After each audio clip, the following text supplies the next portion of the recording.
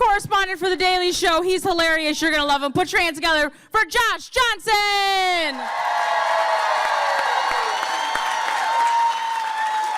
Okay. I don't know if y'all heard about that dude in Wisconsin that faked his death and maybe moved to Europe. If you haven't heard about this, great. Okay, so basically, what we know is that supposedly there was a man who faked his death and might be in Europe right now. And he has a family, right? 3 kids, a wife, and everything. And one thing we usually don't do as men is give a man the credit that we owe him for being the new bottom.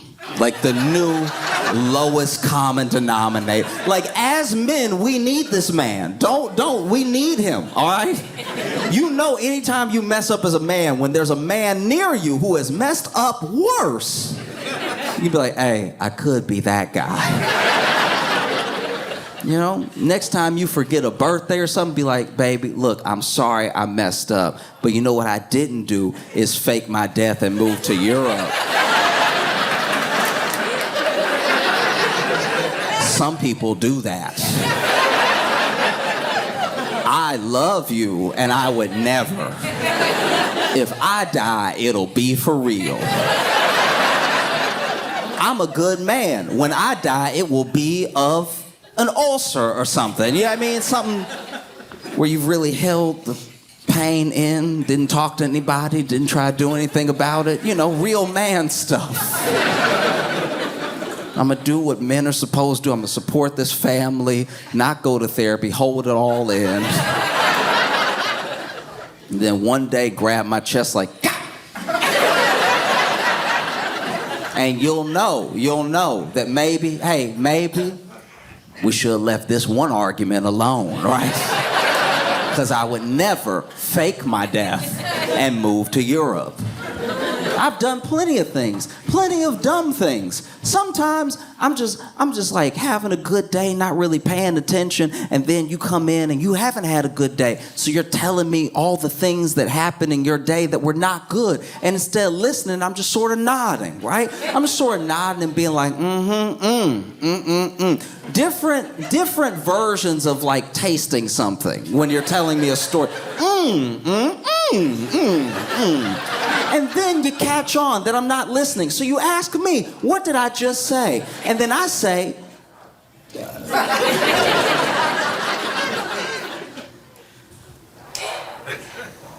what did I just say? And you can tell I haven't been listening. And I know I should listen. I know that you're telling me this to vent because you trust me and you want my input on your day, right? I know that I let you down, but you know what I didn't do is fake my death and move to Europe. I'm not saying it makes me a hero, but it definitely stops me from being a villain. Oh, as men, that's one of our favorite things. When you mess up, but then somebody messed up next to you and it's way worse. You know? It's like when you go out to eat, go out to a nice dinner. You know, you take your lady out.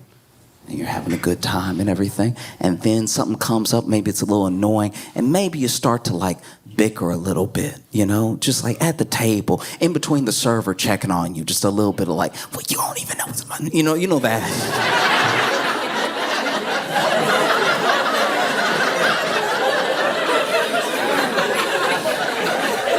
Oh yeah, you know that good whispering, you know that in between your teeth, not here.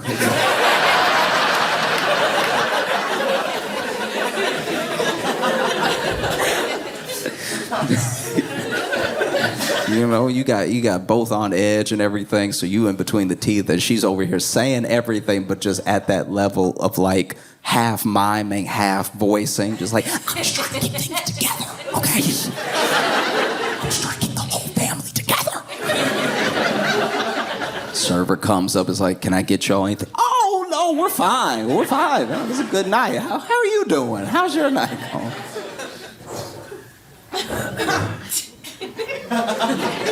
And it's tough, because you'll be in the moment just bickering.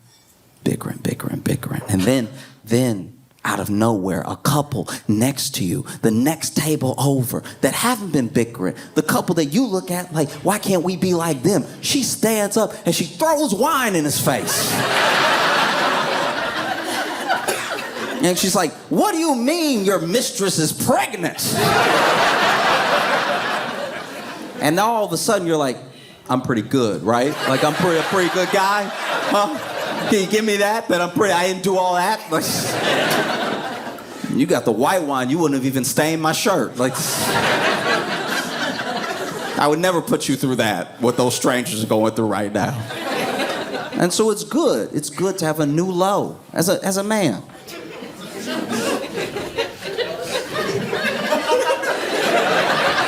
You know I'm telling the truth. You know sooner or later you're gonna be in an argument and you're like, fine, all right, I'm no prize. But I'm here, right? Huh? I'm not in Europe, am I? I talk to you when we have a problem. I talk to you like a man. I don't hide my wallet on the shore.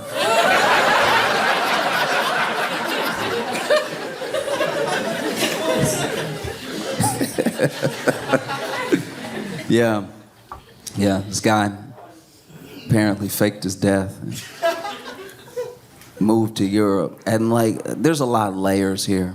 There's a lot of things to unpack, because let's also not pretend that there's never a reason to fake your death.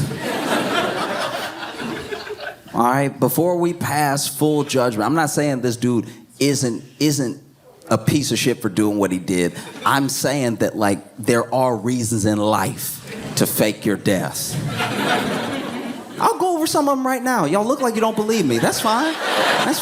Okay, back in the day when I was in Chicago, I was hanging out with some friends. This is about 5, 6 of us, right? And one of my friends, we're all in our early 20s, by the way. One of our friends bought a yo-yo. And like gentlemen, none of us mentioned it. None of us were like, we are out here trying to get the ladies and you brought a yo-yo. You bringing the whole vibe down. And he brought his yo-yo and he was doing all the tricks. You know what I mean? Making it sleep and then popping it back up like a superpower. You know what I'm talking about? Those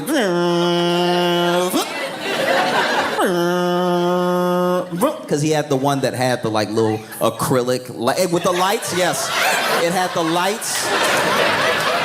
And the little acrylic sound like it would do the when it was at the bottom.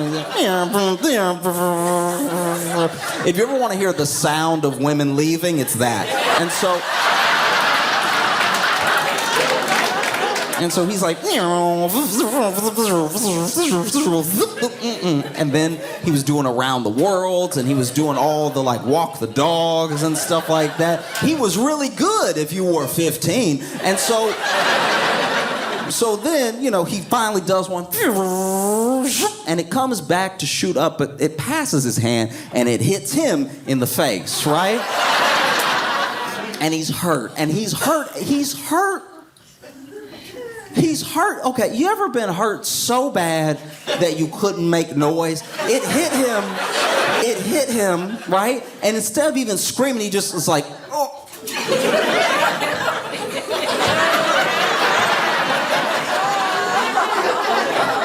It's that hurt where you just have to slap something to transfer some of the hurt while you're hurting.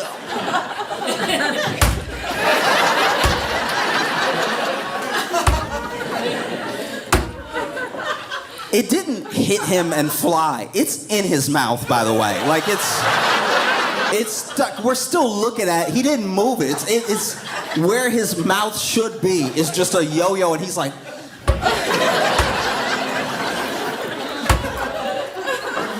And then he spits out the yo-yo, and a tooth flies out with it.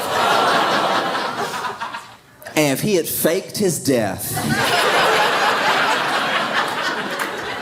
I would get it. If he was like, I need to start over from here, I would understand. I really do get it, how people get to that place where they gotta fake their own death, because this was very hurtful and embarrassing.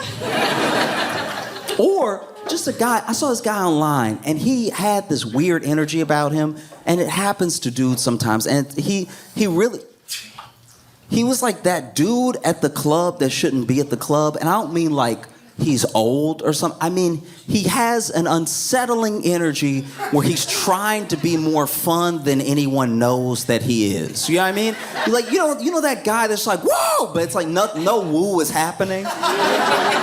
We've all been around that person, like, yeah, and it's like, but it's a barbecue. I don't know why you are trying to bring all this extra. And so that's what he was doing. He was in this club, he's like, yeah, woo, woo, and like, there's not even that many people there. So there's nothing to lay cover. There's not even enough noise for like his energy versus what's actually happening. Because people are just kind of casually dancing, and he, yeah, yeah.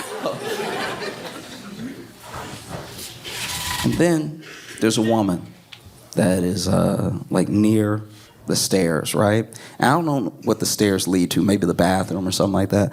But this woman is near the stairs, and she's like twerking along the wall, and she's like really got it going. Like she's very good, right? And then this guy walks up, and he's like, yeah, yeah, and he like slaps her ass a couple times, and then starts doing this and everything, and then goes to go down the stairs. But then, right as he goes to go down the stairs, his feet give up. His feet decide that they don't want to be a part of him, right? And so, rather than walking down the stairs, this man trips with both his feet. I've never seen anything like this in my entire life. This man trips with both his feet and then rides just his knees and shins down the stairs. And when I say rides, I mean like, have you ever been on a sled? It's like that. It's exactly like that, but without the sled. He's just riding down, Home Alone style, just... And he's screaming, and you can barely hear him scream because the music is loud, but he's screaming so because he's riding his knees and shins down every step. They did not miss a step. Every knee hit every stair, and his shins hit all of the stairs. And so he's like, like a bird, right? Screaming like a bird the entire way down. He hits every step. And for some reason, I don't know why he thought it would help, but he's holding the handrail the whole time. And he's like,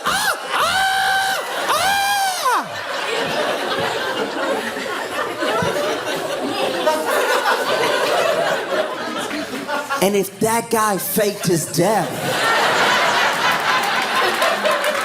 you would get it. You would be like, yeah, you gotta start over. You gotta start, I would say move to a place that doesn't even have music. Like, you gotta do some different things. Move to a plateau. That's the type of, don't even have any elevation where you live, because what if you have to go upstairs again? We don't know if you'll make it down. When I was growing up, I knew a kid who was dating someone for a long time. They started dating young, right? And it was very sweet. And it was in the same, how do you put this? It was in the same way that like you hear grandparents tell stories about falling in love, is how he fell in love. Because he said early on, I'm gonna marry this girl, right? And he had to have been like 18, something like that. I'm gonna marry this girl. He said it early, right? And he did the thing that we look at as like the most romantic thing possible. Buys a ring within a year, but doesn't do anything with, waits years. I bought the ring when I was 19. We're dating. We're 23. I bought the ring years ago because I was sure. I know, right? And they have their little fights and stuff like that. They have little spats and stuff. But then one day he decides, like, yeah, this is it. And he takes her on a trip, right? And they go on a trip that's like kind of the woods. I don't know. They rented a cabin. But they have their little fights on the way and everything. And overall, it's a nice time, They cook. They watch a movie and everything. And he decides he's going to propose to her while they're sitting on the couch when they get done watching one of her favorite movies. They both cooked. But then he had a cupcake. He put the ring in the cupcake, and they were going to share a cupcake. And whenever she got to the middle, that's where the ring would be, he would ask her, right? And he had the whole thing planned out. And he even had his speech planned out per bite, because he was going to take these little bites and then, bite, bite, bite, bite, ring, right? And so he starts it, and he's like, hey, I want to talk to you about something. Takes a little bite, passes it to her, and she's like, what? Takes a big bite. To say they're supposed to be sharing takes an inconsiderate bite. Like this, like when you're a couple and you order something and they're like, can I have a little bit of yours? And you're like, sure. And then they slide a whole more than a little off your plate onto their plate. And you're like, you should have said half then. If you want half, say half. Don't say a little bit when you know it's half. Because you like my orders because I know how to order. You over here experimenting, trying to have an experience, and then you don't like what you got. Now you want half of what I have, which would normally be fine, but you said a little bit. If you said split, then we good. You say split, then we're splitting. That's what half is, splitting. You said a little bit, and now I don't even know what it tastes like because you didn't pick up, because mine came first and you went ahead and picked off mine, then took half when you got yours. So now I've had at least a seventh of the meal that I ordered that I think is good, but I don't remember how it tastes because it just sort of left my memory so fast. And so she's taking these big bites, so he got to take smaller bites, and he got to turn the cupcake when he passes it back to her to make sure her bites don't interfere with his speech, because now he got to hurry up the speech because the bites are too big. And so now he handing her the thing from the bottom, just bite this part. I'm almost done. And when he hands her what's basically a ring covered in a little bit of cupcake to try to bite, at the same time that he says, will you marry me, she says, I think we should break up. And so if you want to fake your death, that's kind of like the opportune moment to be like, oh, yeah, you want to break up, and I wanted to I'll be right back. And then just move to Europe, I suppose. But yeah, so this dude in Wisconsin faked his death, maybe moved to Europe, and the way he did it, this is my thing, okay. So, first of all, he goes on a kayaking trip alone, right? Which, to be fair, is very much missing activity.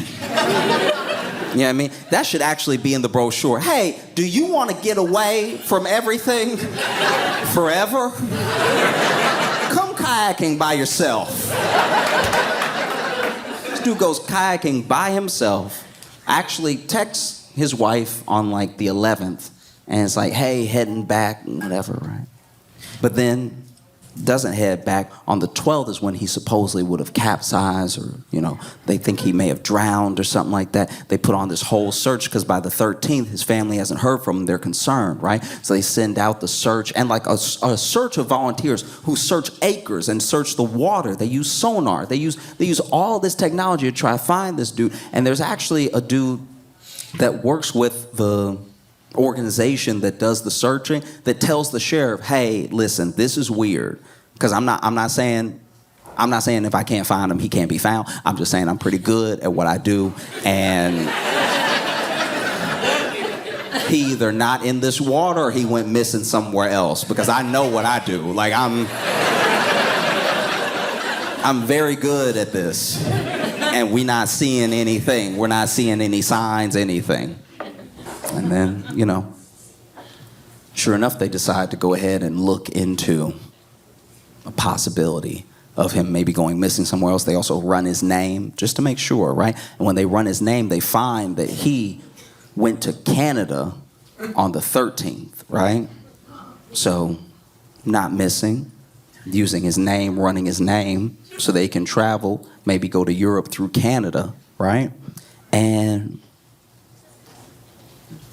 this is where it starts to be clear that he does not know how to disappear. This is where it's clear he's watched a lot of TV but has not put in the work, because this is what this bonehead did. Okay, so basically, this man said This man said that his passport was lost because his passport's at home, right? Because I've disappeared. I'm missing. I might have died, right? But his passport's at home. What he did was he just put in for a new passport so that he'd have a passport to leave behind and to use. The only problem is that when they run your name, it's still you.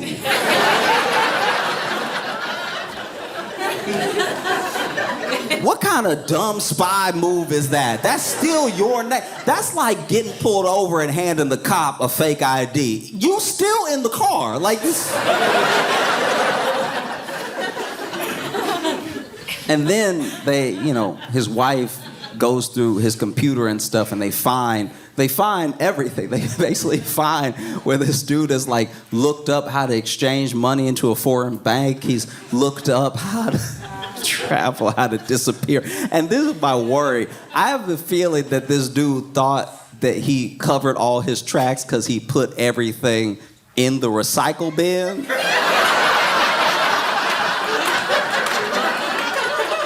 And then left it there. Like that, I genuinely think that's what happened. I think this dude was just moving files like, and they'll never catch me. I'm a mastermind.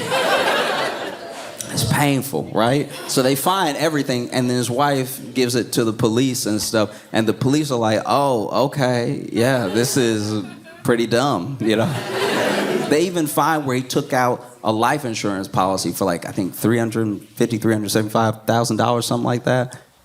And this moment was where I had a journey in how I felt about this dude. Because initially when I heard it, I was like, what a terrible person, right? But then when I heard about the life insurance policy, I was like, wait, maybe I'm judging too quickly. Because if this dude is leaving a life insurance policy for his family, maybe he's just trying to make a clean break. Maybe this dude is like, look. I'm not a good father anyway. Let's at least part ways like this. Let me go ahead and get you some money for your trouble, and I'll go and I'll live in Europe and everything. Most dads leave for free. This dude... There's a high likelihood that this dude was like, let me break you off some bread, right? I'm gonna start a new life. You could go through college for free. And then I saw what it doesn't look like he's tried to claim the life insurance policy, which would also be insane. That would be, I don't know much about insurance, and I don't like insurance companies, but that would be hella out of pocket to show up and be like, y'all, I died. I'd like the money from me dying, please. See, the policy says right here, if I died, this is how much whoever gets, and whoever is me and I died. So can you please make the check out to me? And so then I went back and forth. I was like, oh, maybe. No, actually, no, he's just a bad person. Just a bad dude. Faking his death, leaving his wallet, leaving his kayak, leaving his family. And then they find that apparently he's been talking to someone. He didn't just try to leave. Because that's another thing. When I thought he was just trying to leave, I was like, okay. It's not how you handle it. But some people, they have an episode. They're like, I need to get away. I don't know how, But then when I found out, like his family found out, that he left to be with some lover in Uzbekistan.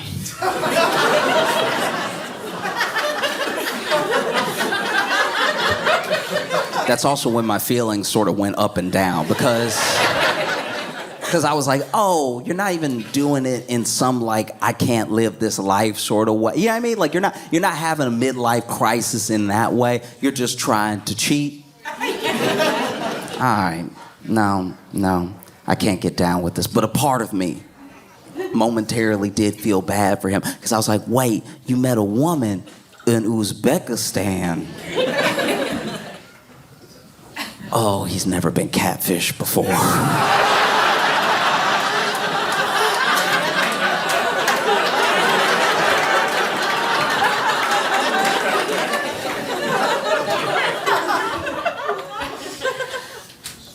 this is my thing. I don't know if y'all have seen, you don't have to tell me if you know what I'm talking about. We can all just act innocent. But there are, in this world, illicit sites.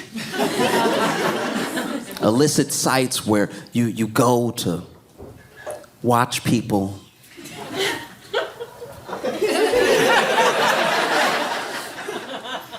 the beast with two backs. And then in these sites are ads. Ads for local singles in your area. Or even better, ads for very willing women who would love to marry you in Russia and Uzbekistan.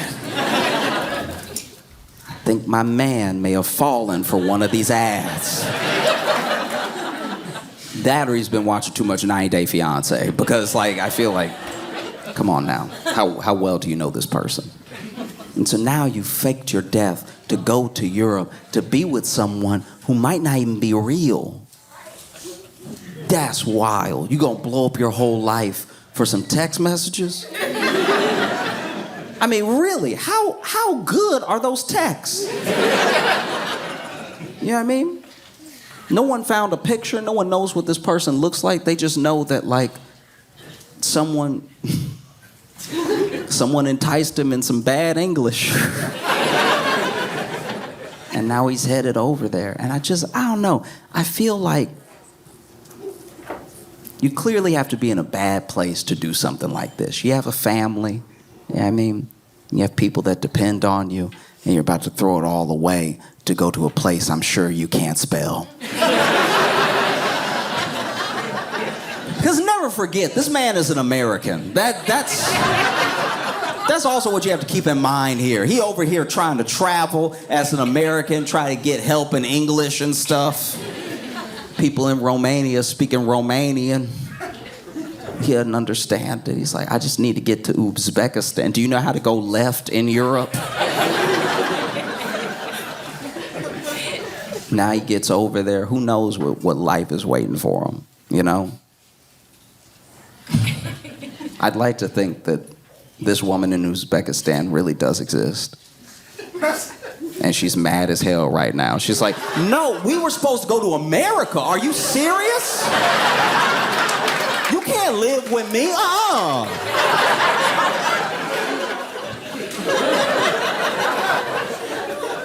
Because that's what would be, truly wild. If this dude comes back defeated. Just comes back to his family and is like, listen, y'all, look. I know what I did. I'm very sorry. Can you take me back? I've found, a new life here with you. I just want to be back with my family. Because obviously I hope this doesn't happen. But it would be kind of funny if while he's missing this whole time, he comes back home and his wife kills him. That would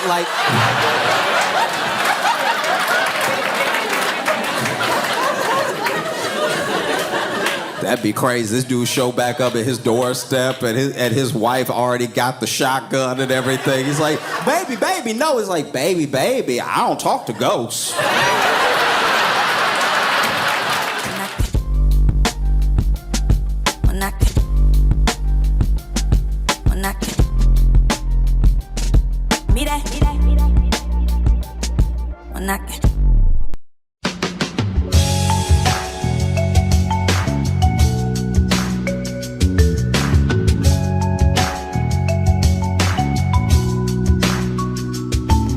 Welcome to the Josh Johnson Show. I'm Josh Johnson, joined by my co-host and fellow stand-up comedian, Logan Nielsen. Logan, how you doing, buddy? I'm good, man. How are you?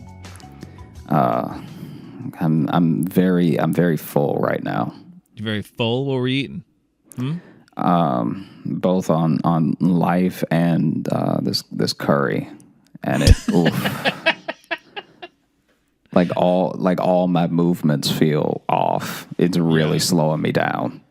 Did you eat a lot of it, or is it just a dense curry? So not only did I eat a lot of it, I ate it quickly because I knew we were going to record. And so then I was finishing up something else and then wolfed down these 2 bowls, and I mean, I really burned my mouth too. Like it was a trial.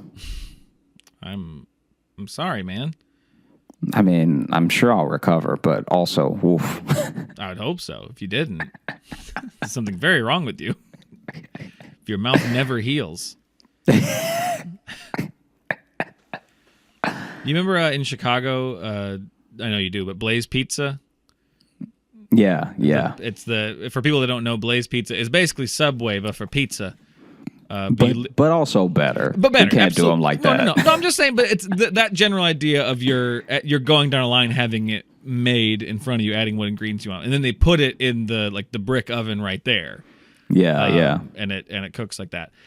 That place, I was able to get into the habit of every time I went there, because they bring it right out of the oven, they call your name, and then you have your freshly baked pizza. And everyone, the first time they go there, they immediately dig in and burn the shit out of their mouth. So I started getting in the habit. I'd go there with new people, and then we'd sit down, and they'd all like start getting ready, and I'd go, nope, wait a second, it's gonna hurt. And I would just make everyone at their table just sit for a second. I'm like, trust me, you're gonna want to trust me on this. I've hurt myself too many times on the fresh pizza. You just put up a caution light right in front of their plate. I have a little timer, a little egg timer that I set for like 2 minutes.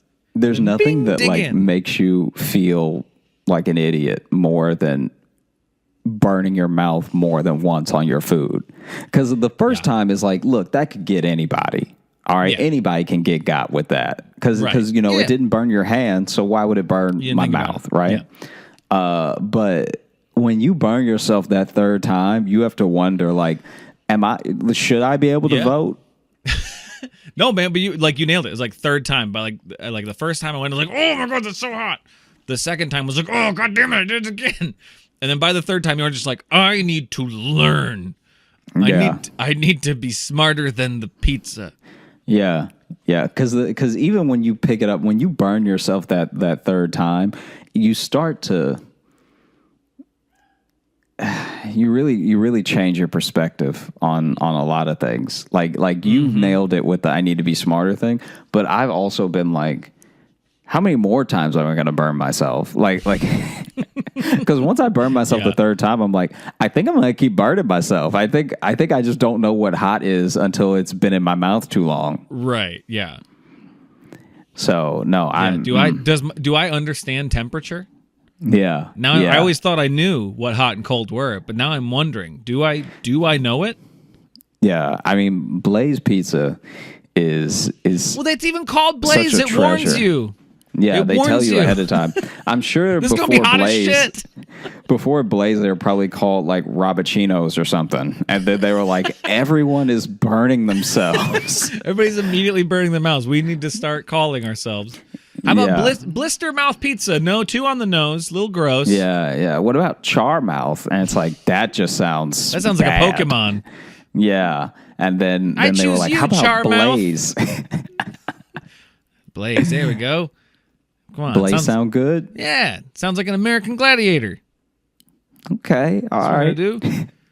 Because our pizza will punch you in the fucking mouth.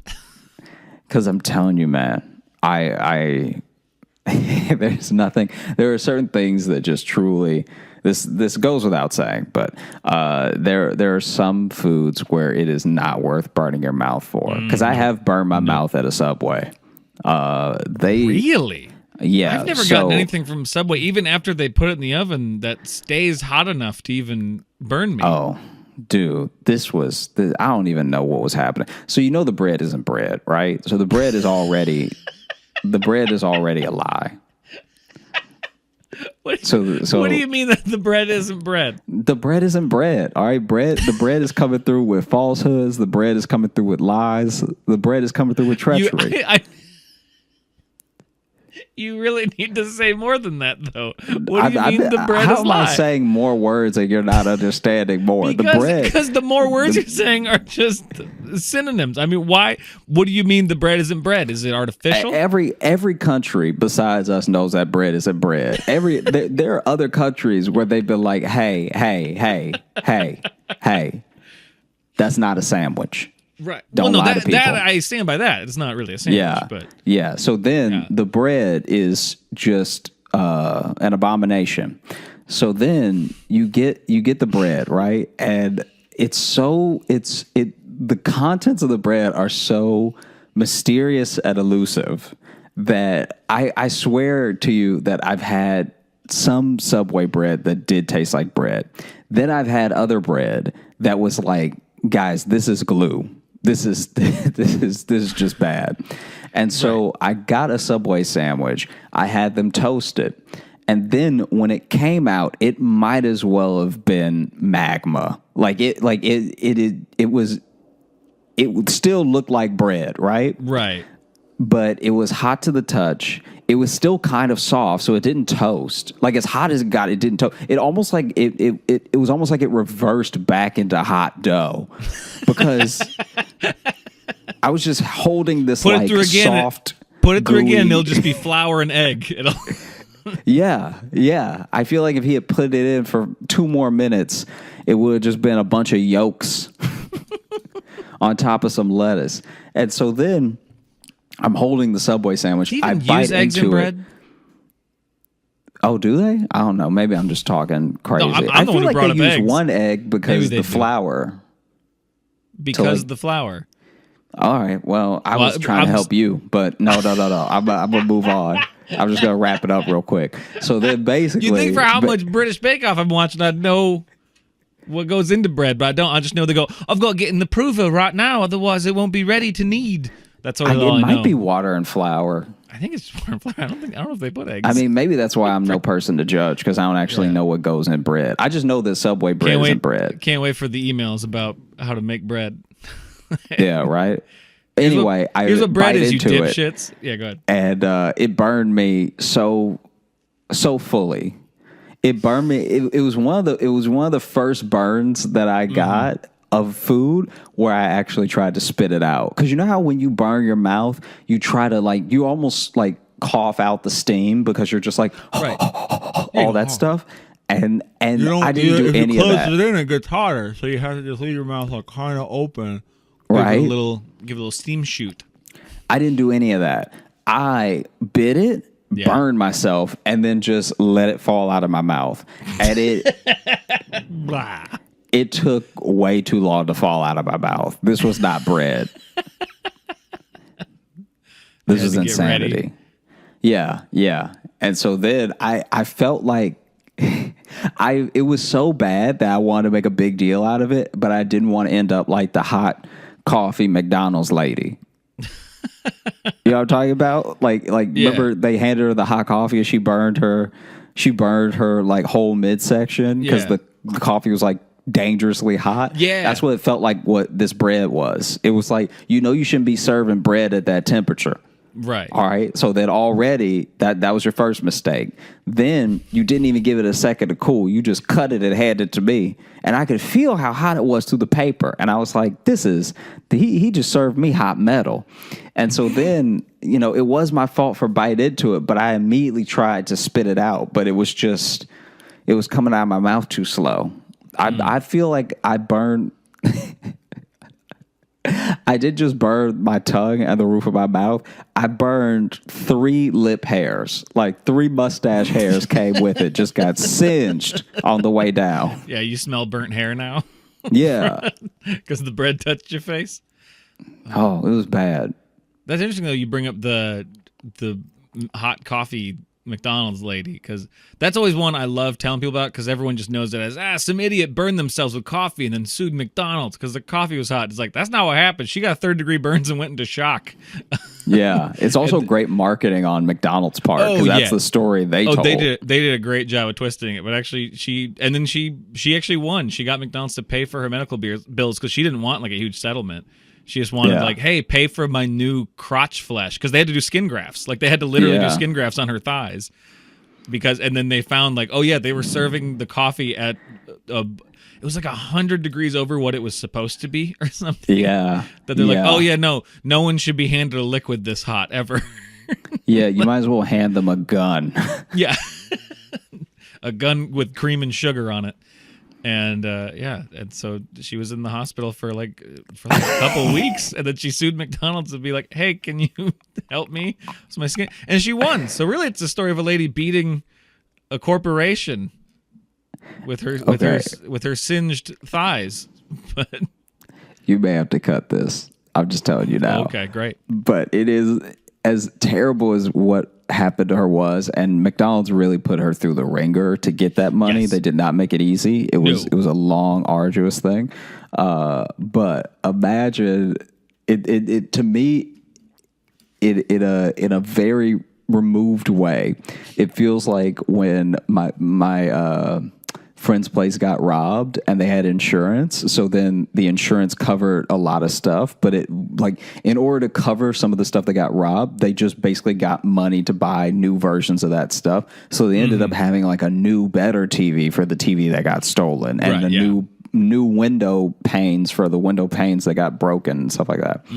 And I'm just imagining what it would be like to win that settlement and get a whole new pussy.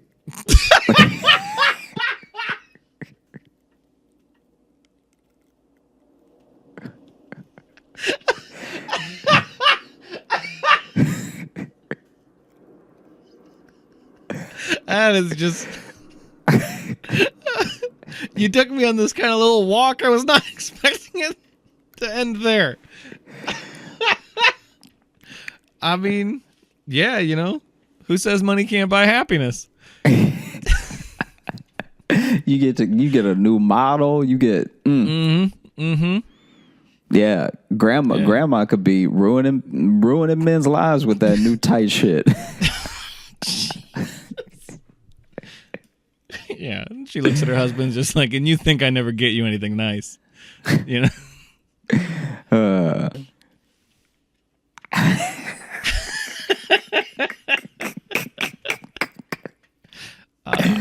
even worse if the pussy shows up in a box, Yeah,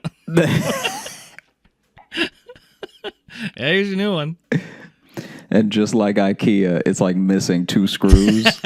Yeah, You got to send off for the other screws. I have to attach the floor bin to the Gyorkenkarg? What is... Oh, man. Okay.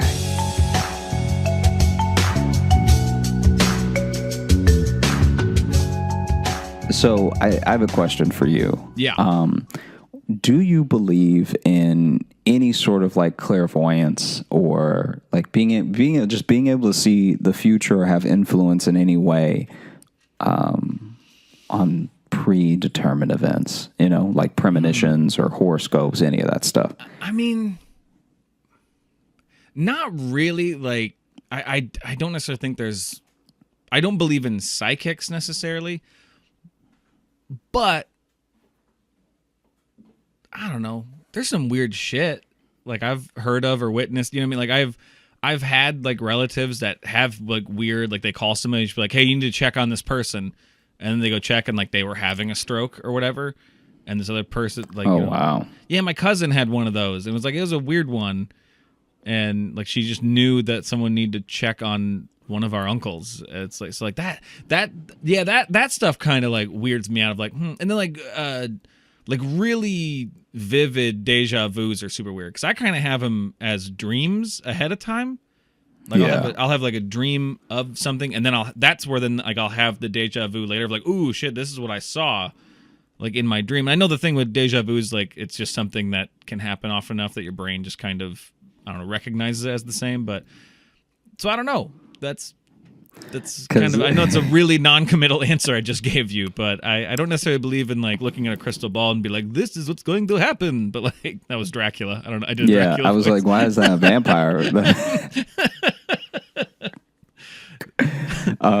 Call me now and I will read your your tarot cards.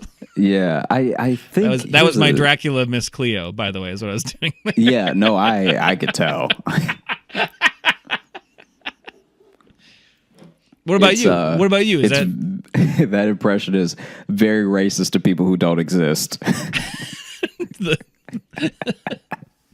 All those Jamaican vampires. Ooh, we gonna get some emails. Y'all out here playing games. Okay. Hey, I just want all y'all Jamaican vampires to know that was not me. Okay. Ooh, you gonna be in trouble. Because I know at least one of them from Twilight gonna come after you. Well, I guess I need to take this opportunity now to apologize to the Jamaican vampire community. No, it's too late. You can't do the apology in the same episode you did the thing. I gotta wait for the backlash. Then I gotta. Yeah. I mean, I don't know. I guess I'm glad you don't have Twitter because they be coming for you right about now. That's true. Well, you can get a hold of me, man. So just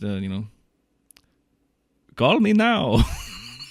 Oh, okay. We double it down. Okay. Yeah, I'm a bad boy. I'm an edgelord, Josh. Come on. Yeah. No. I. Yeah. What about you? Believe in fucking sidekicks? What do you? Here's the thing. This is genuinely, I think. You look at people who look at someone like Usain Bolt, right? So he is one of a handful of people, maybe 3 people in the entire planet that can run as fast. Who's a Jamaican vampire? Yeah, you're half right.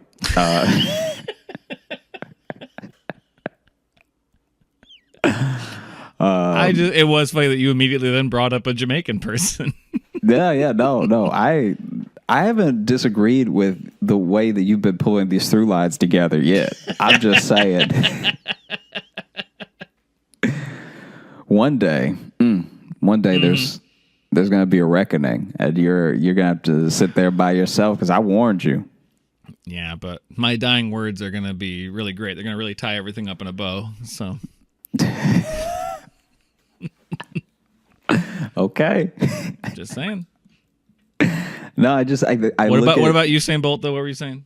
Oh, I just look at him and people like him, and we can accept that out of all of the people on the planet, out of what are we at now? Like 8+ billion people on the planet. That only is it 8? I thought it was like 7. I thought it was still 7 too, but I think we crossed over to 8. I could be wrong though. It's a lot of fucking people either way. Yeah, that's the other disadvantage of recording this podcast and just sort of talking is that someone could be looking it up right now and being like, "This guy's a moron. It's still 7. Where did he get an extra billion people?"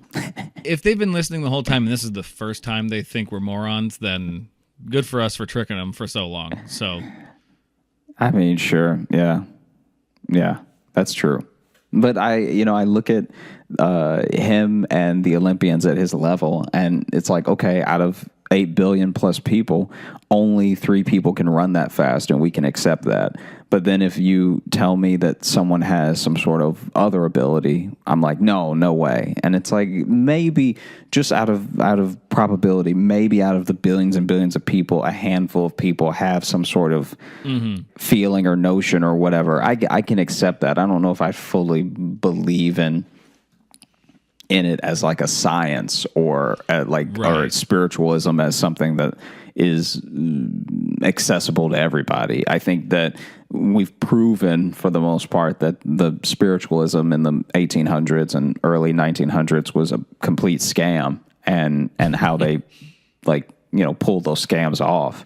But I do think that there are little things I have heard, kind of like what you're talking about with check on this person, and then it turns out they were like, we do have little shared experiences of like, and maybe energy is the wrong word, but we do have that about each other. It's like that feeling when someone's staring at you and you can just feel it, even though they were behind you and you had no reason to see them.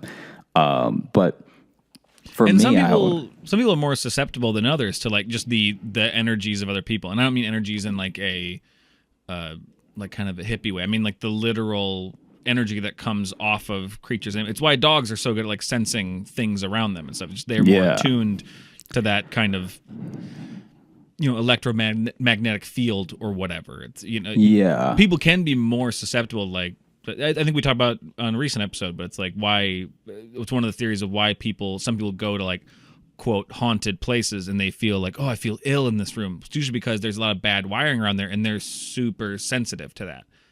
And, Yeah. whereas someone else may not feel it. Sure. So, I think those types of things are possible. I imagine I'd like to think that there's somebody out there who has those sorts of like feelings, like clairvoyance and stuff. But the thing that they can always feel is useless.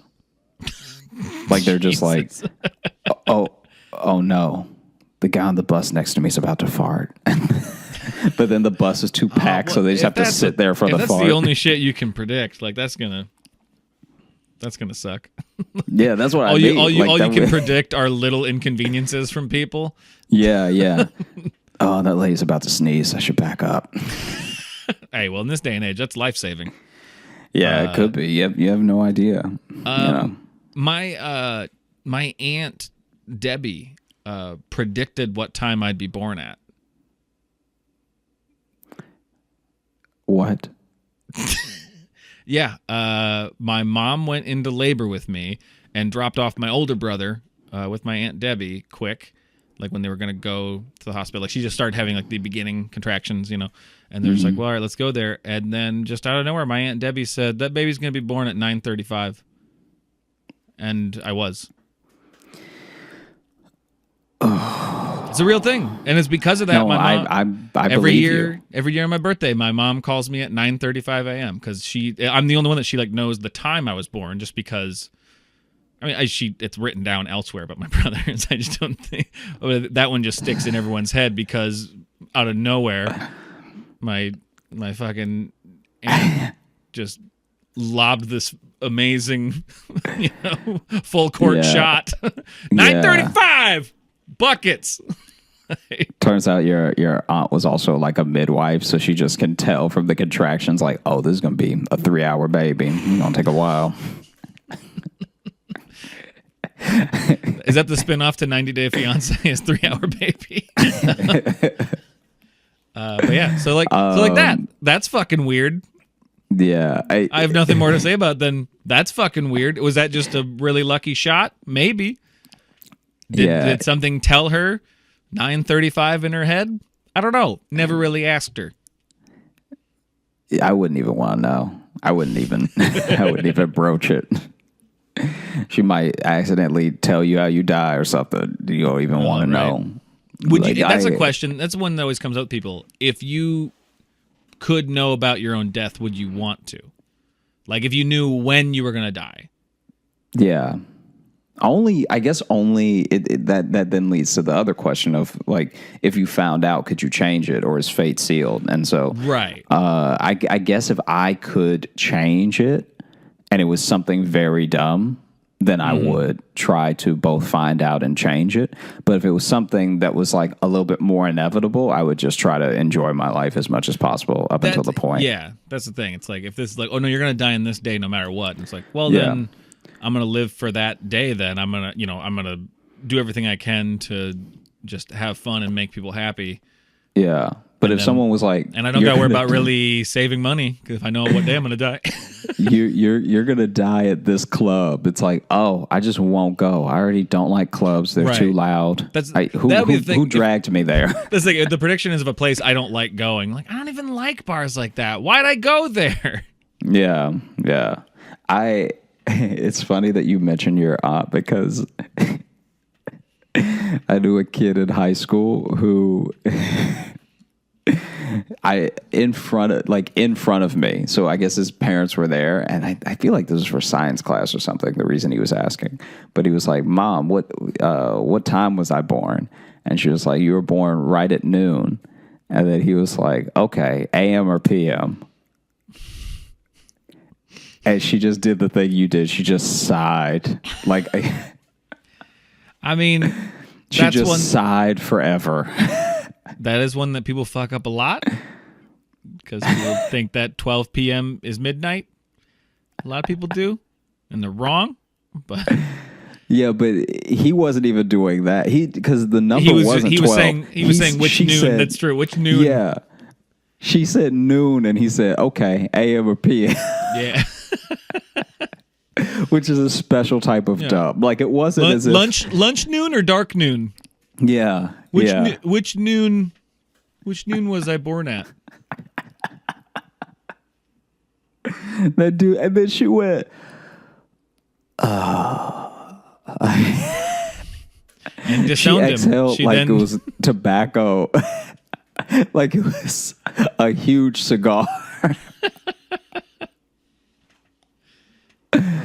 Oh, man. Yeah, I don't know. I have been thinking about it a little bit just because, I have had my own run-ins with fortune tellers that have not been pleasant. God, that is a loaded intro. I've had my run-ins with fortune tellers. So, because I grew up in Louisiana, and so when I would go to New Orleans, and this is much later, this is like when I'm in college and going to New Orleans and stuff.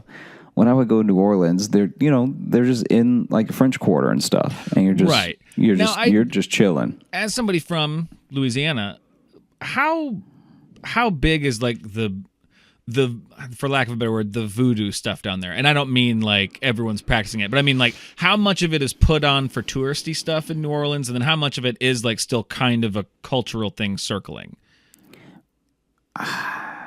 It is.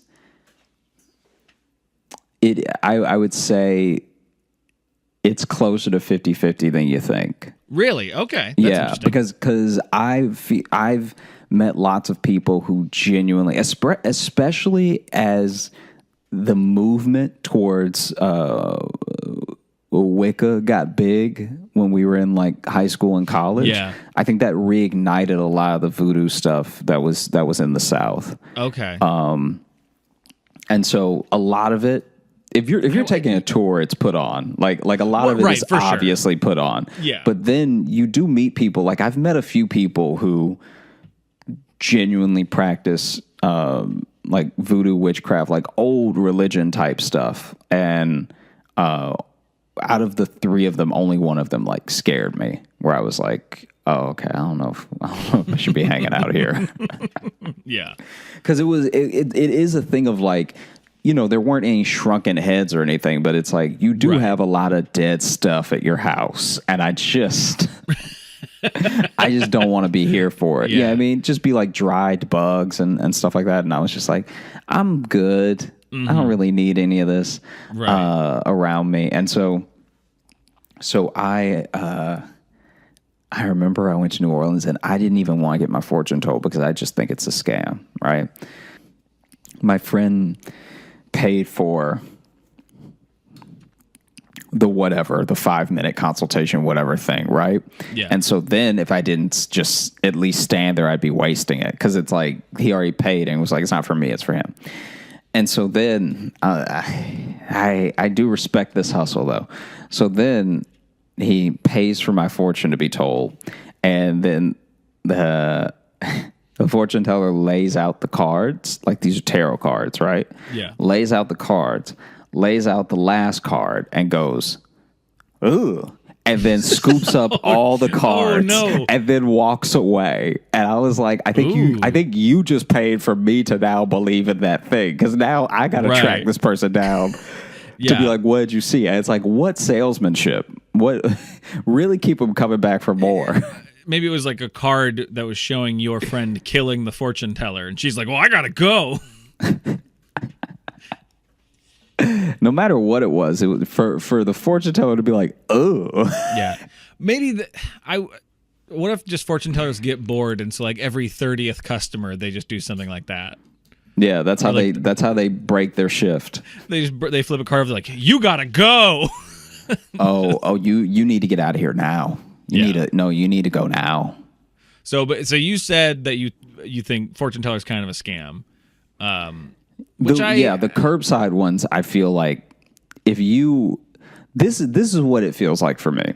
When a genuinely incredibly talented comic has been doing stand up for like over a decade, and they're still just sort of like chilling at mics and not doing anything else. Right. It's like that level of skepticism for me, where I'm like, all right, like maybe. I mean, don't get me wrong. I don't know. I don't know most people's comedy from anything else. So then, if you are really good, I'd love to see it. But like, if you're telling me that you haven't progressed in 12 years, then like, I don't know if I believe you. The same way that if you really have those powers of clairvoyance and you're willing to sell it for $5 to tell a stranger to go to college, it's like, right. Yeah, I don't think I believe you. Now, I want to follow that analogy a little bit further.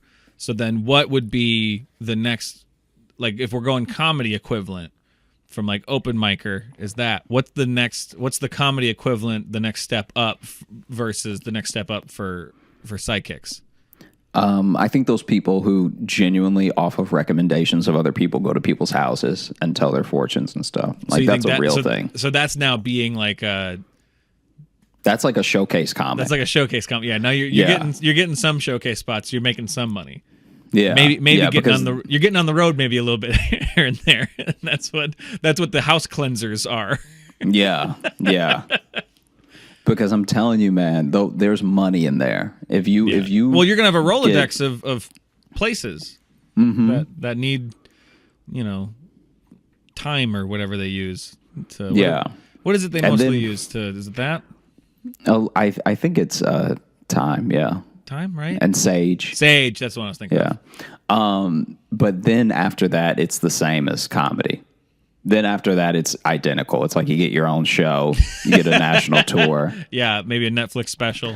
Yeah. And then you've kind of burned yourself out. You actually don't want to rise too fast. Like you know those people who are just like, have you ever seen one of those things where the person's just like horrifically wrong? Oh, and like the TV prediction stuff.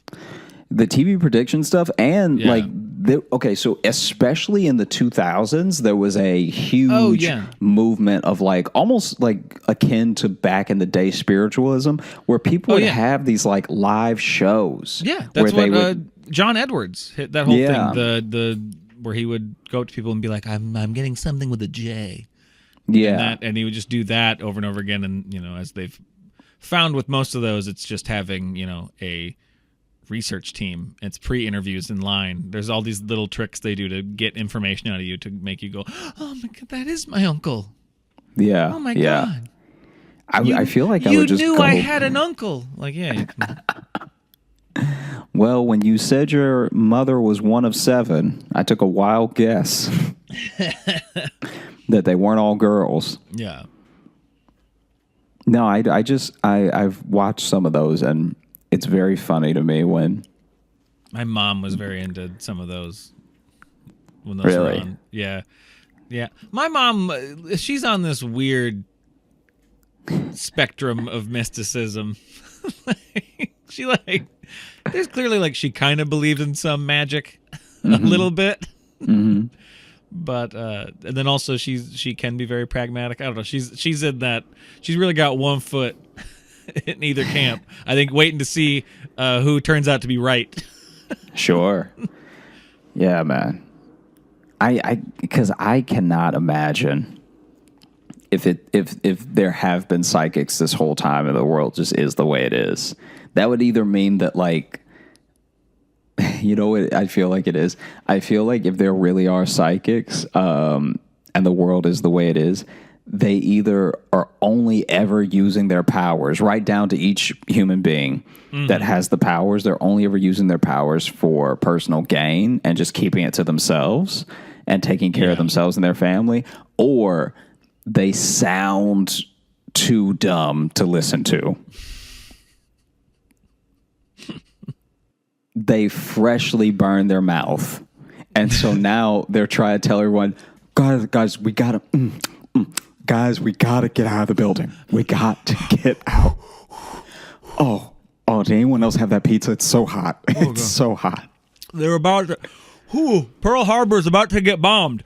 Wait, what are you saying? The Japanese are, about to, Oh, I'm Pearl Harbor. I need water. I need What are you saying about my knees? No, the Japanese. Oh my God, it's on fire. Why would you cook that hot? No, it's Pearl Harbor. Oh. I'm just saying, I feel like maybe they... Or here's my thought. What if they can predict the future, but then they can also predict that if they tell anybody how they're going to make it even worse. So they got to be like, I got to just keep this to myself. I suppose so. That actually would be a dope movie premise. That's an interesting to movie be idea, like, right? Yeah, you The sidekick who knows he can't listen to his premonitions. Otherwise, it will just screw up time. What would be really funny about it is that all of this stuff is happening on this like Inception Christopher Nolan level, but the actual story world is taking place with a guy just like sitting on the train. Because in his mind, he's just thinking about what would happen if he did the thing, and then what would happen, and then what would happen, and then what would happen. Oh shit! I And just then realized it would that just movie. be him sitting there. That movie exists. I just realized, What is it? and it sucks. It's the movie. Are you going to say Next? Next with Nicolas Cage? The Nicolas Cage movie. Because Not quite though. What do you mean Not not quite, quite, though? because with Nicolas Cage. Okay, so but it's the same thing though, where it's like it ends. Spoiler alert for Next, but it goes through this whole action movie of him predicting stuff. But then the whole conclusion is that he realizes if he meets this girl, it all goes that way, and so he walks away from her. Like that's kind of how it all goes, isn't it? Or it takes a huge step back and undoes a lot of the movie, where it's just you realize that's all just premonitions. Yeah, I feel like it did to the middle of the movie though. Maybe. Maybe not when he met her, but also, this Well, that's whole fucking Butterfly tangent Effect was too. Yeah, sure. Butterfly Effect is a much better movie. Damn it! This movie's been written and it wasn't good either way. I had a didn't good like movie in Butterfly my Effect? head. I remember it being fine when I first saw it when it came out, and then I'm sure if I watch it now, I'll be like, "There's major plot holes in it," which is fine. But when you have a movie that has like strict rules, and then you at one point you just decide to not follow the rules, because that's like how he gets out of prison is by the movie breaks its own rules. I feel like we started on a talk about if we believe in premonitions and stuff, and we've now moved on to spoiling every movie from 2005. Well, you know, I may not believe in psychics, but I could have predicted that would happen. I knew this would go off the rails enough. I knew it. I knew we weren't going to stay on topic. Anybody want to know the international treasure? I'm crazy out here. Hey, I'm holding back right now to going off on Butterfly Effect more, so, you know. Yeah, respect my this is restraint, please. honestly the movie version of the air hockey conversation for listeners. This is this. I can only imagine if you really thought we were going to go somewhere interesting, and then we were like, yeah, but our movie idea. No, Someone watched our not what we worst do here. pitch meeting happen in real time right now. Oh, I would love it if we did a pitch meeting where in the room we realize the movie we're pitching has already been made and we don't like it. Imagine that, like doing that, like at a conference table with studio execs, and then be like, "Oh no, wait, that's like Next. Oh, that wasn't good. Never mind. Thanks for having us." Yeah, I'm so sorry to take up literally any of your your day. Now those Danishes out front are those for anyone or? I find when you have to ask, they're not for you. No, they're not. You got to be confident and take them. People usually tell you when the Danishes are for you.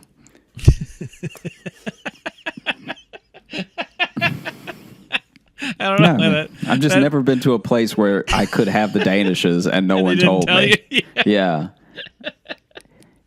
Any place that I've seen Danishes and then wondered if I could have one, I was not important enough to have a Danish. I don't know. That sentence just tickled me. That was up there with either be a magnet or don't. It was just, it just had that same energy to it. It's way too many words to put on a T-shirt, though. It is, but whatever. I like cumbersome merch. Is that the name of the company? Yeah, that's my new merch company, Cumbersome Merch. We make T-shirts and stickers that are all just fucking heavy. Just everything. It's just hard to lug around. All the they're extra thick. You get real sweaty in them. Anyway, Do what you else? think? What else about what were you magic? gonna say? No, I was just gonna segue back into magic. What's up? Oh no, just I did get a fortune cookie one time that predicted the next day that I had. Really? Yeah. How so? What'd it say? Okay, so the fortune cookie was, that esoteric language they all use and everything. So that was like, it was like you will. I don't know if I'd call it. It's fake esoteric. Sure, but it's still an attempt at the thing. Like, No, for sure. it's not. It's trying to sound profound, but when you think about it for any amount of time, you go, "That's the most vague shit I've ever heard." Yeah. Anyway, let me see what my lucky basically- numbers are. It was like you will have to be more flexible than you've ever been before, which was like weirdly direct, right? You don't want to hear that it was either also when like when you're eating Yeah, Chinese yeah. food too, getting full. You don't want to think about. I gotta limber up Right. now. right. I got the meat sweats. I'm gonna lay down after this. I gotta start Right. stretching out my hammies. Shit. Am I about to get So- chased? Am I about to get chased right now? Tell me. You have to tell me, fortune cookie, if I'm about to get chased right now. Sorry, go ahead. Oh no, just it was like you will have to be more flexible than you've ever been before, which is already like a real full sentence for a fortune cookie. Like Yeah. And like could when I mean a broke it variety of open- things. Yeah, when I broke it open, I was like, this needs to be also on the back. You can't really fit this many words. Yeah, I On needed one a side. deciphering on the back. Yeah. And so so then the next day I realized that I had a date and this particular date I was supposed to cook at home for the date, Okay. right? I forgot that up until like 2 hours before. Wow, that's a Yeah. big thing to forget there, bud. Because in my mind, I was like, oh, yeah, I never asked where we were going to go. And then I looked through the text again. I'm like, oh, no, it's here. And it's like, and I got to cook something like now. So I'm assuming you offered it then Yeah. and forgot that you offered to me. Because that shit would be on my mind ever since I offered it. Yeah, but it had been like a week or something. And so then I was just looking like left and right nonstop for like different things that were already in the fridge, right? And nothing that could make a meal was there. Yeah. Nothing that it was nothing that wouldn't look like I learned to cook in prison. Right, yeah. So then I had to run. Prison spread. Yeah, right. I had to run to the grocery store, and then was trying in the moment to decide what I was going to cook. So then Right. I could have just gone with something easy like spaghetti meatballs, whatever, right? Mm-hmm. But I was like, it didn't occur to me that I could just do something simple, because then in my mind, if I went too simple, it would look like I cooked up 2 TV dinners or something. So I really wanted to like do something impressive. And so I settled on a chicken parm, Okay. which already not crazy, not like it's not a souffle, you know what I mean? But I was getting the ingredients I was getting were too, like, I could have just bought the sauce, you know what I mean? Some cutlets, whatever. I still in my mind was like, it didn't occur to me that I could just simply buy the cutlets, bread them, heat them up, bake them, whatever, Right. get the sauce ready, throw the sauce on, throw the cheese on. I went way back. I went like, I just bought a whole chicken. And now I got to learn how to cut its head off and pluck the feathers. Right. So I just bought this whole chicken, And then I didn't buy the sauce. I bought like tomatoes and basil and like pepper and like just like I passed the sauce to get this stuff. Wow. So you, having completely forgotten that you were going to make dinner at home, you decided now's the time to learn how to make everything from scratch. Yeah. Wow. Yeah. Because in my head, I was I give you credit for the confidence. I give you. It wasn't confidence. It was a panic. Yeah. I was trying to dress it up for you, but I've never in a panic bought a whole chicken. What do I? Oh, I guess this. So I admire how unearned confident your panic attacks are. And so I rushed back home, and luckily it's not like too far, but I've burned 30 minutes, so now I have an hour and a half, which already does not seem like enough time. Doesn't leave a lot of room. Yeah, to get this whole raw chicken in any form of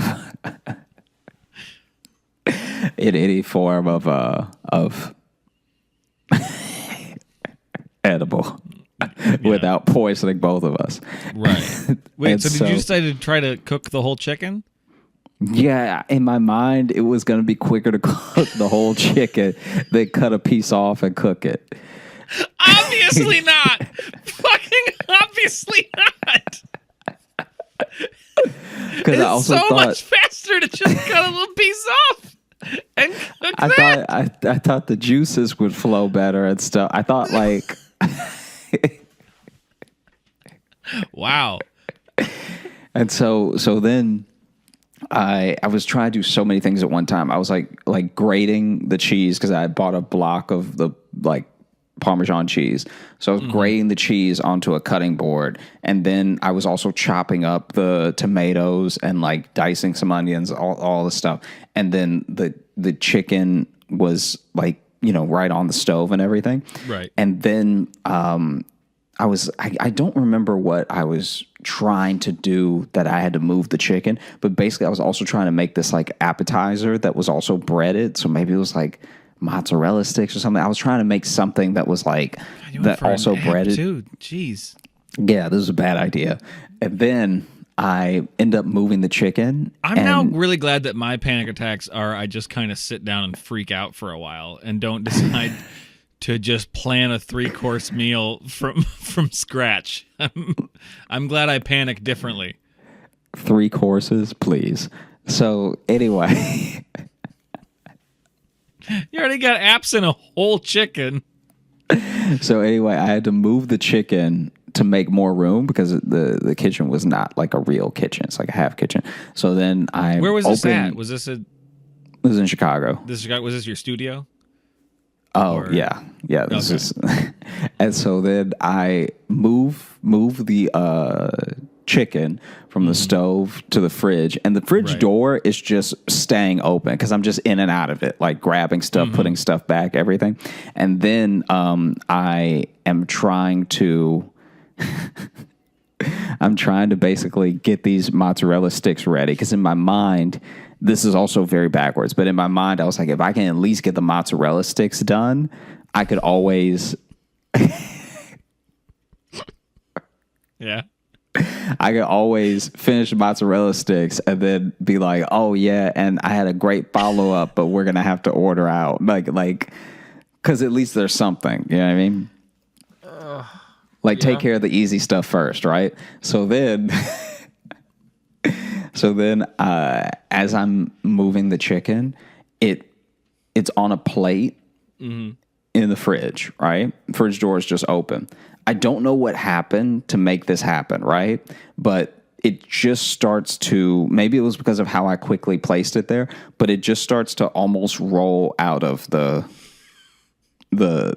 off of the plate and out of the fridge. Yeah. And so then I make a jump to catch it because I'm like, this chicken cannot fall on the floor. Right. Like I'm already not making a good dinner. You know what I mean? And I've done all the stuff, like where you take the syringe and you put it in the chicken and stuff like that. Like I've already. You're like, what do you call it? Is it basting? What's Yeah, it it's called? based, but like the way the hand signal, like your hands are so far apart in the miming you're doing, it looks like you're harpooning it.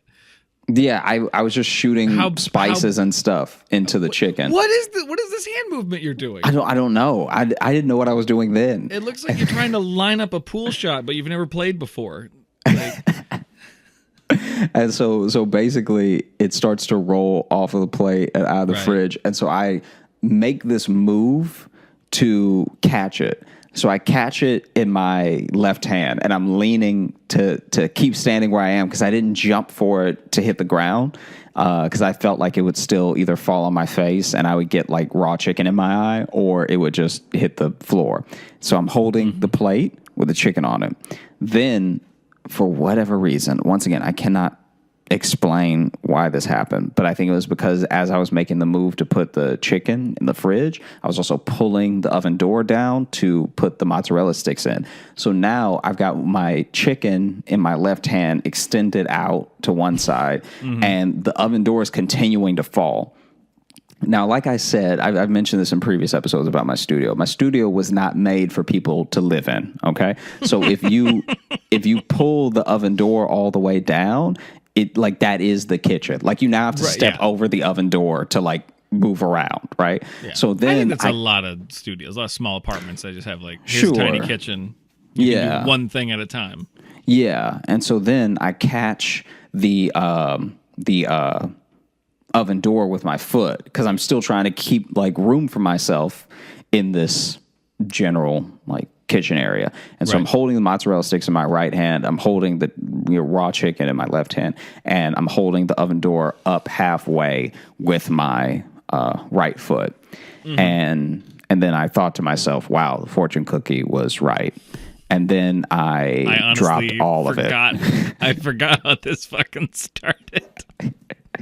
I'm gonna be completely, and you just tried to blow past it. I'm just like, yep, I had to be very flexible. Anyway, Yeah, I mean, I ended up dropping the chicken on the floor. okay. Yeah. So then I'm now past sidekicks and fortune cookies and everything. How'd this date go? I mean, not well. There was Yeah. nothing to eat. Did you even get the mozzarella sticks done? No, it looked really bad. It looked really bad. It looked like I shot a bunch of mozzarella sticks in the face. Because I don't know how they get mozzarella sticks to close.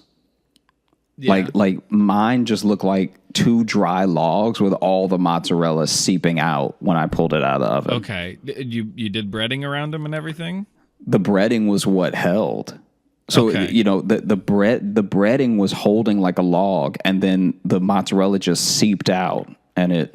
Okay. Did you cover Yeah. the ends or did you just roll it on the sides? I don't remember what I did, but whatever I Okay. did was wrong. I mean, I don't know why I'm asking. I don't really have notes to make it better. I'm just trying to. Yeah, I mean, when I pulled troubleshoot it this. out, it was really bad. Right. Yeah.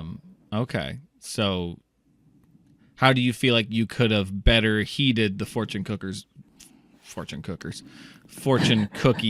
warning? How do you feel like you could have used that warning of tomorrow you'll have to be more flexible than you ever have been? I think I should have just ordered in and thrown all the takeout boxes away.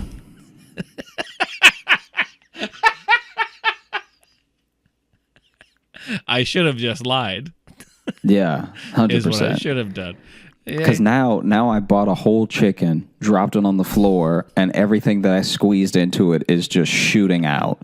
It was like a firework. Like a poultry water balloon. Yeah, because it hit the ground too hard, so then it just exploded in my kitchen. So that's the other reason I didn't get anything else cooked, was because I spent that whole time that I had left cleaning up the walls and the floor, because I was like, even if I cook the most amazing chicken parm now, it's gonna smell like raw chicken juices all in my kitchen. Oh, man. My favorite thing about doing this show is how we can start with any topic, of even starting with mysticism, the idea of premonitions and psychics, and it still ends with you just dropping shit.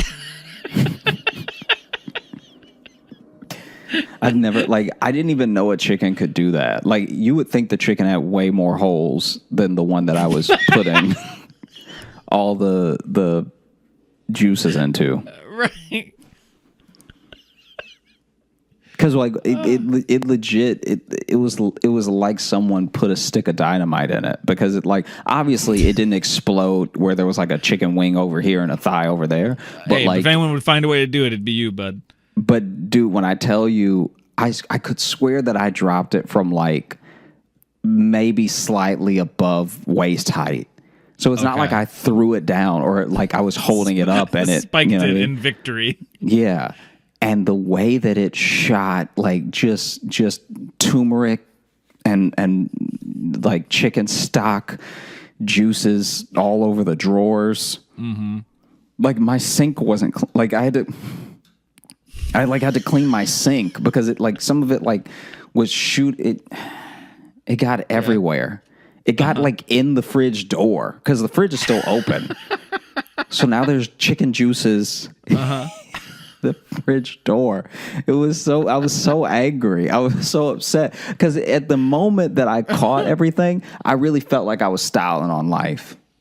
Right. Because it's ooh, I caught the chicken. I got the mozzarella sticks. In my other hand, I got the oven door. I felt I felt like a single dad. You know what I mean? Yeah. Really, just doing it all. But then juggling all the responsibilities. I dropped the chicken and got chicken juices on my knees, and then the mozzarella sticks burned out. They just leaked immediately. Right. And so then I just had a bunch of chopped tomatoes on a cutting board next to some Parmesan. And a sheet of melted mozzarella. Yeah. I didn't even have if I had lettuce, I could have made some sort of caprese salad or something. But I didn't even have any lettuce. I didn't think to get any. Mm-hmm. Well, I think that settles the debate. Fortune cookies are real. Yeah. It's actual magic. He should have been more flexible. He needed to be. All right. Mystery solved, I think. Yeah, if you ever get a fortune cookie that's a whole sentence, you should burn it. Yeah. Do you think that solves it or just gets it out of your mind at least? I would be interested in what burning a fortune from a fortune cookie would do. Well, I mean, probably nothing since they were just something invented by a guy in San Francisco. But and they have no ancient mysticism wrapped up in them at all. Sure, but I'm just saying, maybe if I burned it, then, I would have been able to at least throw together some hot dogs. Why, you think that would have made the date go better? I think having As if she came over to your apartment, any food prepared would have made it better. I don't know. For me personally, I'd rather know someone screwed up trying to make something good than if I got there and they're like, "Yeah, I made hot dogs." And I'd be like, "Okay, really? Would you rather? Yeah, have a hot dog or not eat?" Those are your options at 7:00. Well, no, we can always go somewhere. Yeah, so we can always go somewhere. I'd rather do that than have apartment hot dogs with a person I'm trying to get to know. How are apartment hot dogs worse than you said that they're worse than baseball stadium hot dogs? When you're going to someone's apartment expecting dinner and that's what they have, that's just a letdown. Because you don't even have to cook those. Can I tell you though? Can I tell you right now? Look, I'm just trying to be honest with you. Let me tell you right now. Go ahead, you sound a little bit like a gold digger. Okay. Oh, okay. All right. Because I'm out here trying to do my best. Okay. Yeah. And you're I throwing told chicken you I bought to the whole ground. Chicken. All right. Yeah. I already told you. So yeah, you bought the whole left, chicken. You had no idea what to do with it. No, see, this is how you get and you do that, and you try to vamp to find something to say back because I'm right. I'm right. You're not right. You screwed up by buying a whole chicken and having no idea what to do with it. That's on you. That's your fault. Look, all I'm saying is if I attempted to cook you a nice dinner, right? Then you want to come over to my place and scoff at my apartment hot dogs, as you call them. I wouldn't scoff at them to your face. I'd eat the hot dogs and be polite, and then You know we'd what? never go on another date unless You're unless you trifling. were like You're unless, trifling. unless we really hit it off, Josh. We could really hit it off. You're trifling. Yeah. Yeah. Yeah. Because I'm out here doing my best. Okay. I hope you like your dry mozzarella sticks because apparently your standards, I can't beat them. So let me give you what I got, which was the crispy, burnt, breaded part of the dry mozzarella. To go with my floor chicken. Chew on that. Yeah, you really got me, bud. You really dunked on me by making me eat the food you fucked up. You really got me. You really got me with that conclusion there, buddy. Yeah? Oh, you think you're so high and mighty? Eat this horrible thing I made. Yeah. You're a bad person. What does that even... I don't even know what you're trying to prove. Yeah. No, in real life, the date was fine, especially after I explained what happened.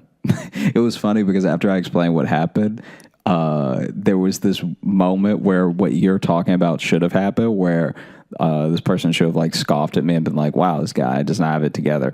But then maybe it was just the way that I described it. They acted like it happened to me. So then, Were they like, "I'm so sorry"? yeah, which is actually really nice of them. That is really nice.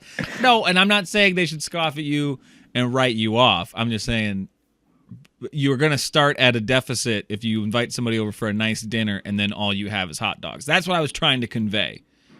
Can I tell you though? Yeah. Because there might be some people who got married because of that, because of bad apartment food. Just this week, actually, my girlfriend went to go get a COVID test, and while she was getting her COVID test, it was like raining, and she was like had to stand in this line for a really long time, longer than it took me to vote, and it's pouring, and so it's like, man, if she doesn't have COVID, she's definitely going to give me a cold because this is not good conditions to say you're about to go in a medical facility, right? Right, yeah. And so then she texted me and she was like, "Hey, do you want to start dinner for me?" And I was like, "Yeah, sure." Like I tried to play it off like cool, like, "Hey, it's okay, babe, I got you," And then immediately after she sent that text, I panicked and I was like, "What did we even say we were going to have for dinner?" So then I bought a whole chicken. Anytime Josh panics in a grocery store, just this. See, you trying to bring up old stuff. Yeah, old shit that we covered minutes ago. But then I started this curry, and I had watched her make the curry a handful of times, right? She's made it plenty of times, but I've only ever really paid attention a few times. And I tried to do it myself, and man, it was like, so basically she gets in the apartment, she's soaking wet. I feel so bad. And then she's like, "Have you started it?" And in truth, it's almost finished, right? So it was wrapping up as she got back. But then I was like, "Listen, okay, I don't know if I burned the couscous or not. And I'm going to tell you, I started boiling the water, but the water won't boil right, okay?" So then I tried to boil another pot of water, and then I just had to pour that out. So maybe I'm trying to boil too much water, okay? But I chopped up the carrots, chopped up potatoes, got sweet potatoes in there. I did everything I was supposed to do, but the curry won't act right. And then once again, she was like, "Oh, it'll be okay." And then at that moment, the fridge just popped open and a chicken rolled out. Yeah. Blood everywhere. Can you imagine? Because that was the thing. It took me so long to clean up all that chicken. Mm-hmm. Like it would that like even if there were specks of blood on me at the beginning of the day, just look. I know what it looks like, but it's chicken. I swear. Yeah. Anyway, you just stay here. I'm going to go clean myself off. Here's a cookie sheet of cheese. Yeah, I'm gonna clean Peel myself off whatever off. you want. You just stay right there. You don't move, okay? You don't move because you might step in chicken juices. Don't move. And then she looks over in the corner, and there's just a chicken laying in the corner like it's been shot in the face. Oh, I thought you meant the cooked chicken. Like you didn't even pick it up. You just pushed it to the side to deal with later. No, it wasn't a cooked chicken. It was raw. Right. Yeah.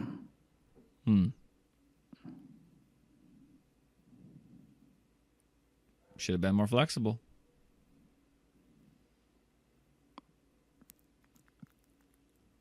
Fuck you.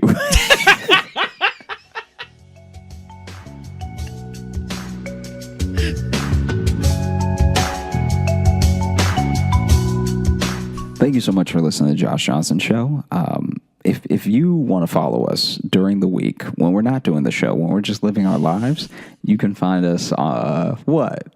I just like that. If you That's true. I know, and I just like the explaining of if you want to follow us, not at this moment, but if you want to know what we're doing aside from this, no, it was a good explanation. It just I don't know, made me chuckle.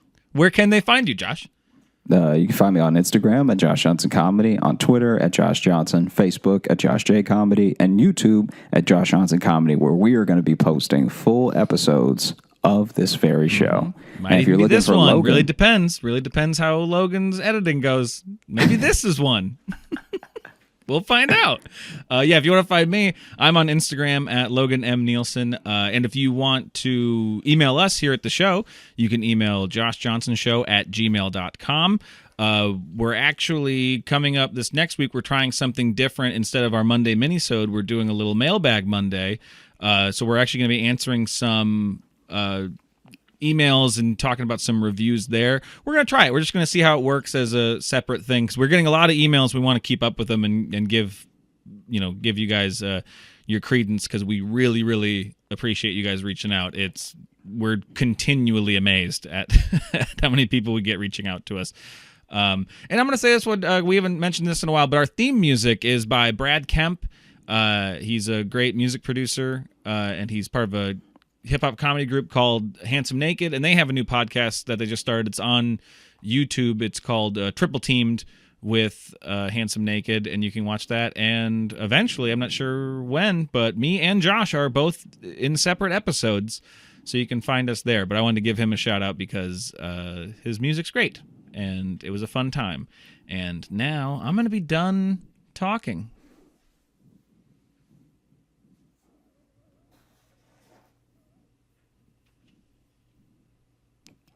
should I stop recording?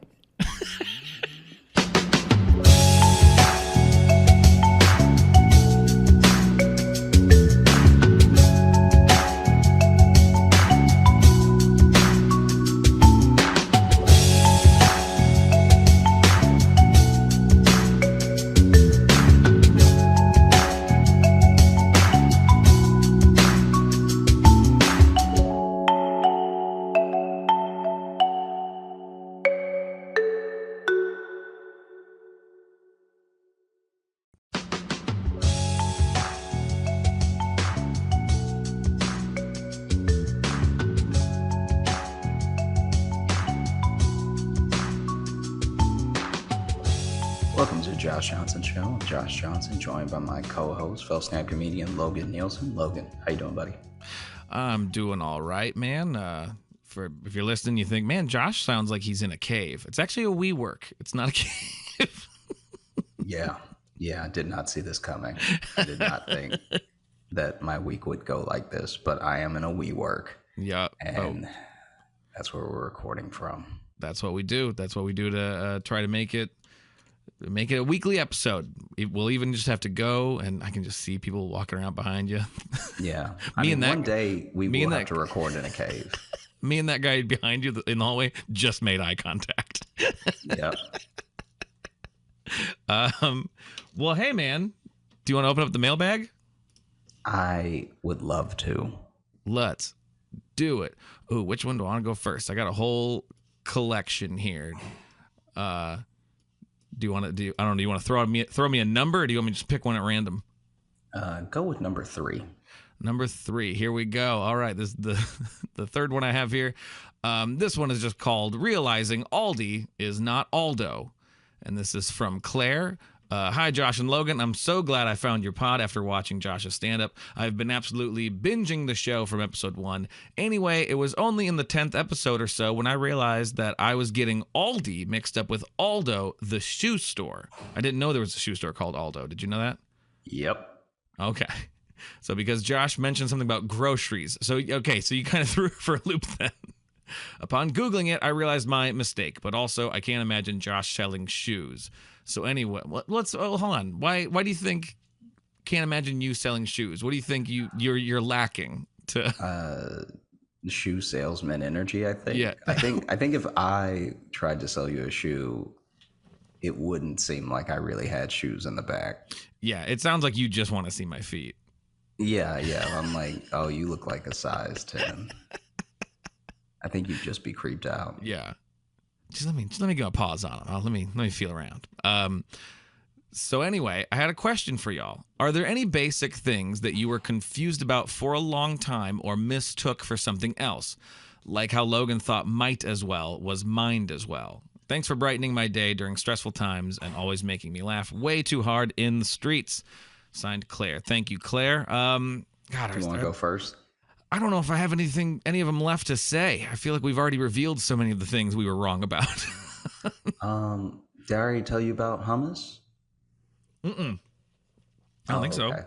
So this is embarrassingly recent that I found this out. Okay. I found this out when I was like 23 or 4. Okay. So I didn't know what hummus was because I didn't grow up eating hummus. We didn't have a lot of Mediterranean dishes in Louisiana to begin with. And then as a family, no one ever cooked like that or made that stuff or bought those pre-made meals. Right. So I didn't grow up with like baba ganoush or like any of these things. Mm-hmm. And so I came across hummus for the first time at a picnic when I was still pretty little, and I just didn't try any of it. But I saw all of the white people clamoring like it wasn't like it was a brawl, but they went right for it, you know. And they kept talking about it. They were like, oh, the hummus was delightful. They were just going on and on about the hummus. And then, you know, years later, it didn't come up for years. And then I was at another function and there was hummus. And by that point, I knew I didn't like white sauces. Like I didn't like mayo. I didn't like a lot of the, and I was very weird about creaminess. So I even started eating guac a little bit late because the texture, I didn't like it at first when I was little. And then it took me a while to fall in love with it. That kind of makes sense for what I know about your finicky food habits. Yeah. So then it's not until I start working at Trader Joe's that I am like, oh, no, it's right before Trader Joe's. So in college, I just finally asked someone because, you know, I went to college with a lot of white people as well. And so they would just go on about hummus and how like hummus was their favorite snack, like hummus and chips or hummus and celery. And so I was like, what is hummus? And they were like, it's chickpeas. And I was like, oh, okay, just mashed up. They're like, it's mashed up chickpeas. I'm like, just mashed up chickpeas? They're like, yeah, okay. And it's not until I start working at Trader Joe's and I'm stocking the shelves that I see a can of how do you pronounce it? What are they? It's like it's even another word for chickpea. Another word for chickpea? Yeah, I can't think of it right. Garbanzo bean. Oh, right? okay. Yeah, because chickpeas are also garbanzo beans. Is that right? I don't know if that one's true. That may not. I can't back you up on that. But anyway, I'm putting up garbanzo beans. I'm putting up chickpeas, like all this stuff. And it's not until I hold the can of chickpeas and see the picture of the chickpeas as I'm stocking it that I'm like, oh, mashed up chickpeas. So I thought all this time, as long as I've asked what hummus was and thought I knew what hummus was, that hummus was battered, like beat to death, mushed up baby chickens. Because I thought a chickpea was a chicken baby. Interesting. And so I was so disgusted by hummus. Whoa. And I was so disgusted by people who ate hummus because I was like, you're just eating battered babies. Wait, so okay, hang on. So you not only do you think it was ground up chicks, but you thought chickpea was the name of chicks, like I baby thought chick. chickpea was the name of chicks. So this was several things. This was a This is so many layers deep of wrong that's why the story was boring at first, because I had to take you all the way back to like, okay, here's hummus, then here's chickpeas, Yes. then here's beans, and then because then some hummuses aren't even chickpeas. They're like there's one that's like it's got a different name, but essentially a hummus with a different bean. right, yeah. But yeah, I used to think way too old. Like we're talking 20. I would be at a party and I'd see hummus and I'd be like, why would you? Wow. I didn't even try it until I found out it was mashed up beans. Well, and listen, to throw myself And it out has there. the same thing as pate. It has the same look as pate. Ooh, pate. He had to from get afar. He had to go high class on me about pate now all of a sudden. Now, but isn't pate mashed up chicken? I That's think actually so. mashed up Yes. chicken, right? I think so. It's mashed So up I chicken. also thought that it was mashed up babies because of pate. So I was sure people were out here eating dead bird baby and loving it and bragging about it. And so I was like, man, people are gross. This is crazy. Yeah, it's like poultry caviar, kind of, if you think about it. That's exactly what I thought it was. I thought it was like chicken caviar, which I'm sure is a thing that people love that are rich. I think that's just scrambled eggs. No. I think that's what chicken caviar is. It's just scrambled eggs. No. I'm talking about some bougie. We made the chicken think it was gonna have a wonderful life, and then we stole the dreams out of it. Yeah. Well, I will say, I had one during the telling of that story because I did not know chickpeas and garbanzo beans were the same thing. I didn't know that. I thought they were totally different because I never even really put it together that chickpea was a bean. Makes sense. It's a pea. That pea is a type of bean, basically. So I just had one during that story.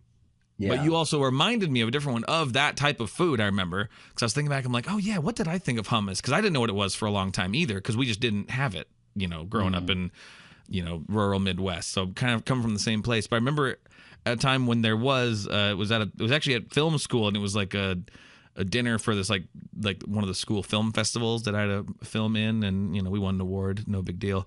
But was there, and I remember they had food there, and it was like, like hummus, and they also had falafel there. And I realized in that moment I'd never actually had falafel before.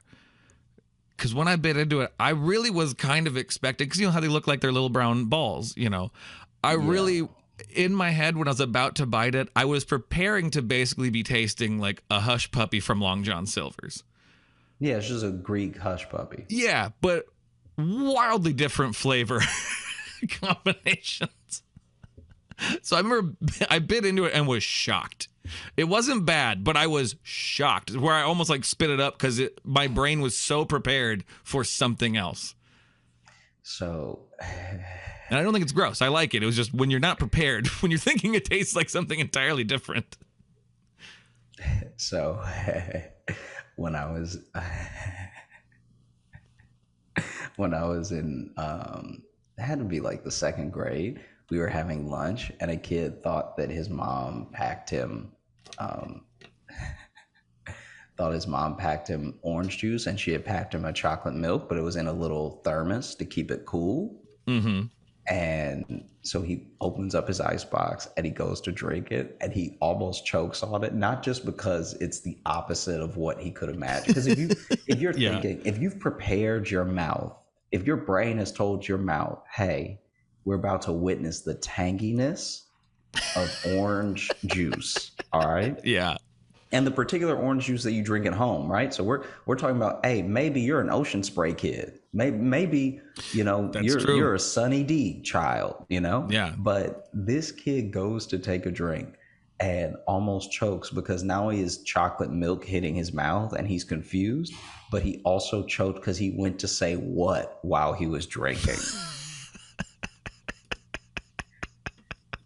So he goes to take a sip. We're talking at the table, and then we just hear him say what, like he's at the bottom of a lake.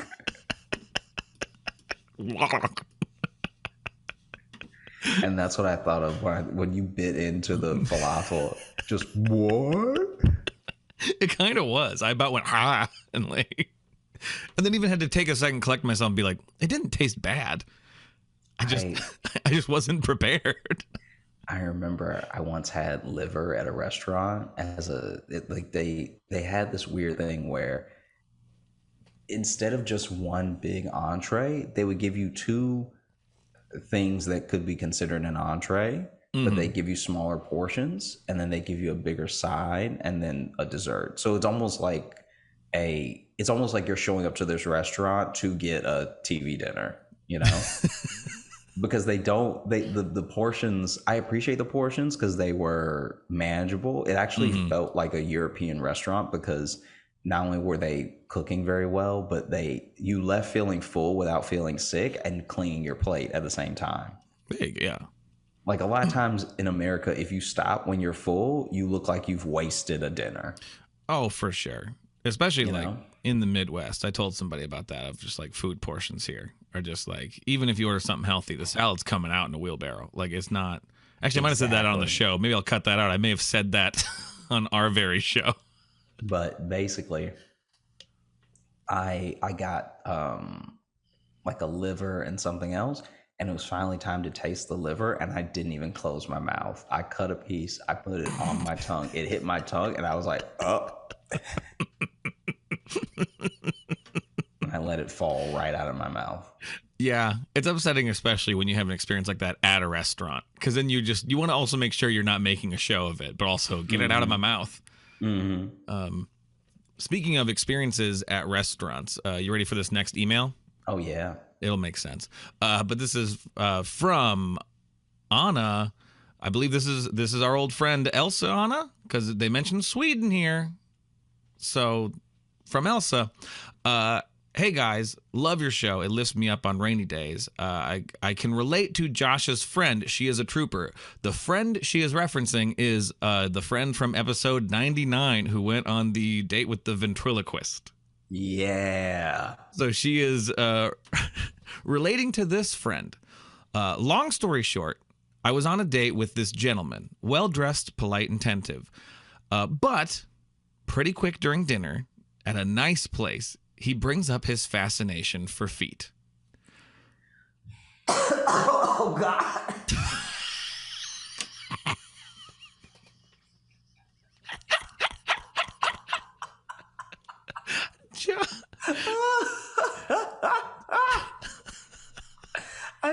I was imagining so many other things besides feet. Feet was his kink. I wasn't shocked, but more surprised by the topic, and feet is not my kink. Well, he slides down from his stool, trying to be discreet, grabs...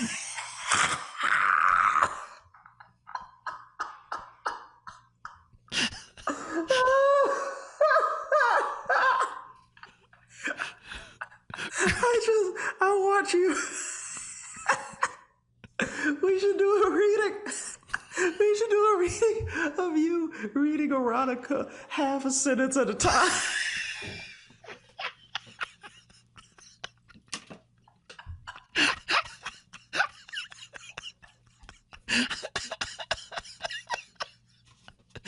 Get ready for that Patreon bonus. Because the story is already not sexy, but it's so much less sexy when you stop to be like, try to be discreet. Well, oh God, he slides. Wonder how soundproof those WeWork booths are. I hope not at all. Well, he slides down from his stool, trying to be discreet, grabs my feet, pulls off my open toe heels, takes a good look at my manicured toenails, licks his lips, and sniffs my shoe.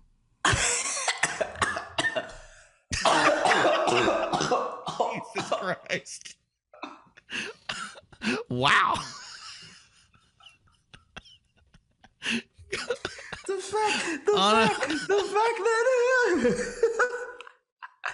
fact that he was holding her foot, and then you could just see it like in a movie, it would be like he was about to go sniff her foot, and then just completely ignores her foot to sniff the shoe. Yes. Yeah.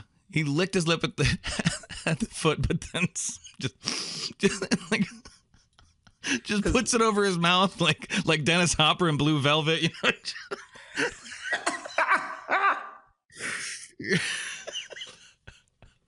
I was throwing up in my mouth. By the way, the restaurant was full.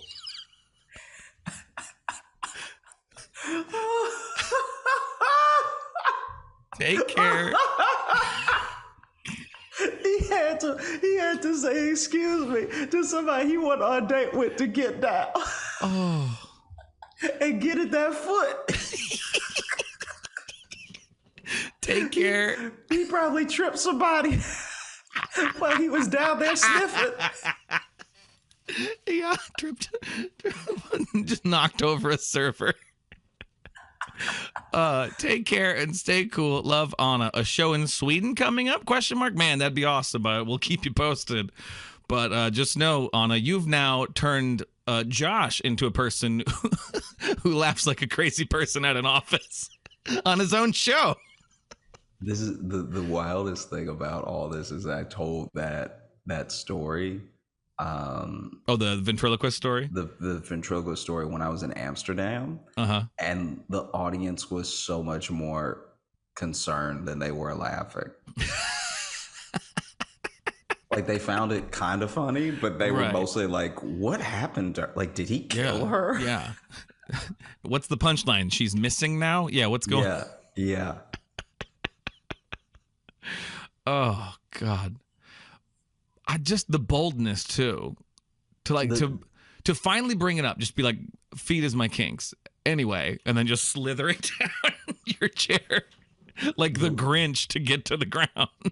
The restaurant was full. The restaurant trying was to be full. discreet. Not even trying to be charming enough that you go home with him and then maybe he sees your feet because you're getting undressed. It's fully trying to be discreet right now because he can't wait. This is the other crazy thing about that is that a foot fetish is like, I remember in the 90s when we were little and you'd hear about a foot fetish and it was the weirdest thing. Like people used to like really be really weird about it. Yeah. That it was even a kink at all.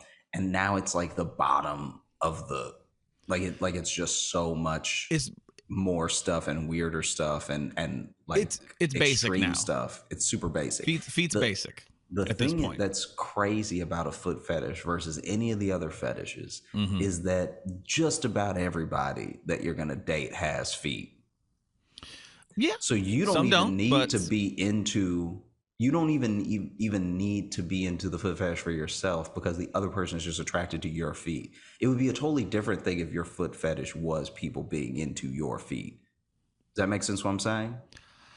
Kind of, but I don't know. I guess I kind of see them going together, but maybe I don't know. I'm not necessarily a feet guy. I don't know. I'm not a feet guy either, but to me, it's like when someone's says they're. I'm also really now hoping that the booth is not soundproofed. Yeah, because they're only hearing your half of it too. She's like, I'm not a feet guy either.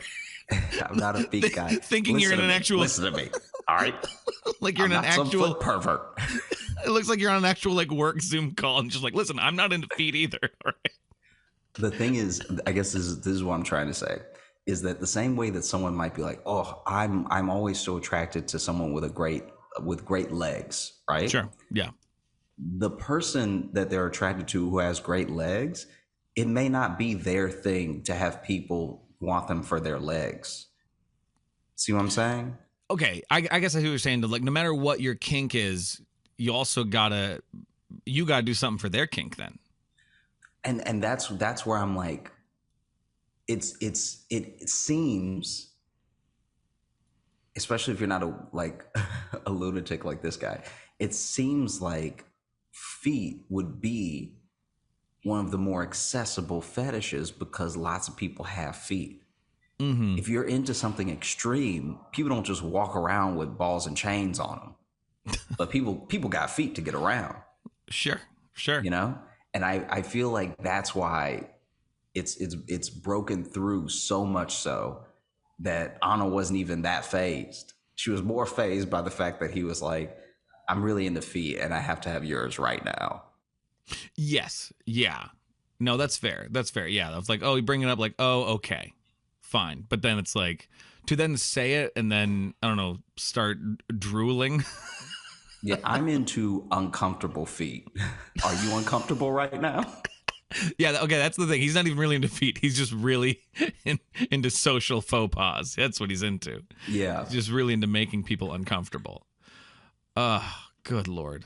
Because how would you even explain it if the food came? Would Yeah. you be like, oh, I'm sorry, my wallet fell in her shoe?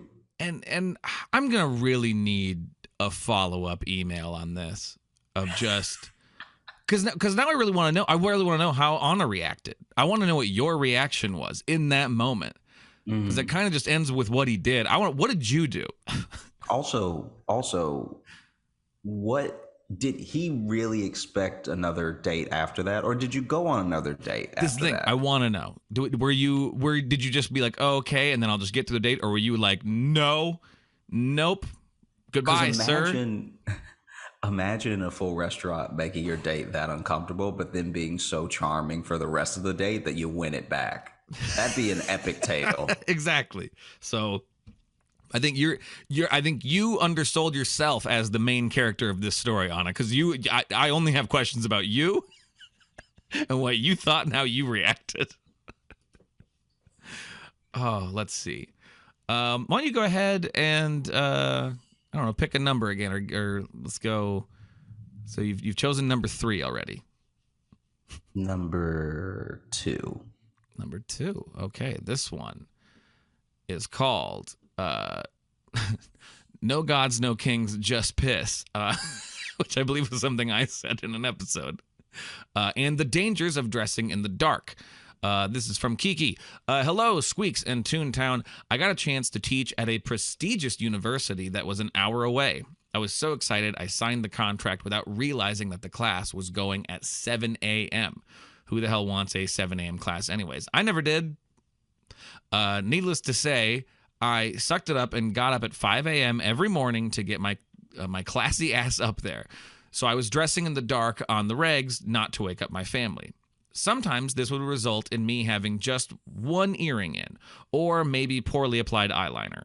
One day that topped the charts was when I got my dress on and grabbed the belt that went with it and hopped onto the highway. As I was teaching class, I looked down and saw that, to my horror, instead of the blue belt that goes with the dress, I indeed had on a bright, sparkly green and fuzzy robe belt. It felt the same in the dark, but looked wild. I just leaned into it like I planned it, and like it was high fashion. Love, Kiki. P.S. Love me some Hold Up podcast because I get a double dose. I get it in my lungs. That's what it says. What I love about this belt situation is that from the story, tell me if I'm wrong, but from the story, it wasn't until class started that Kiki looked down. It sounds like class was happening, so it means every student was also being like, "She wearing a robe belt?" Yeah. What I would That really looks like want a to robe see, belt. what I would want to see happen is to teach the class and not realize that you have on a full robe with a real belt.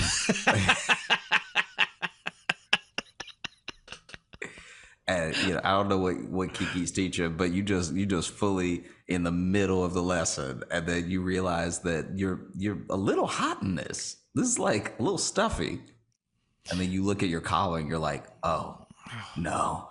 Oh my god, my shirt is soft as hell. What I put on? Yeah. Sparkly green and fuzzy robe belt. It's like there's very little that could go with, You try to think like, oh, but did you get away with it? No, everyone saw that the second they walked in. If you had a sparkly green robe belt on. Especially like, does a sparkly green robe belt have a buckle on it? Like this is one of those things where I'm trying to put my mind in the same place as someone who's getting ready in the dark. They say it felt the same in the dark, but I'm trying to think of what then belt would go with the dress. I guess there can be like just kind of No, quick. yeah, you can just put They have little belt sash ones around. kind of like that. Yeah, but for me, it's here's the thing. If it felt the same in the dark, you either have some very comfy regular belts or you got a terribly made robe belt. It felt the same. yeah. Oof. Yeah, it means you got fuzzy belts. It sounds like all your belts are fuzzy, is what I'm hearing. What I would love is if we were to get a follow up with Kiki, and the only thing that's weird about this story to her is that it was the green one.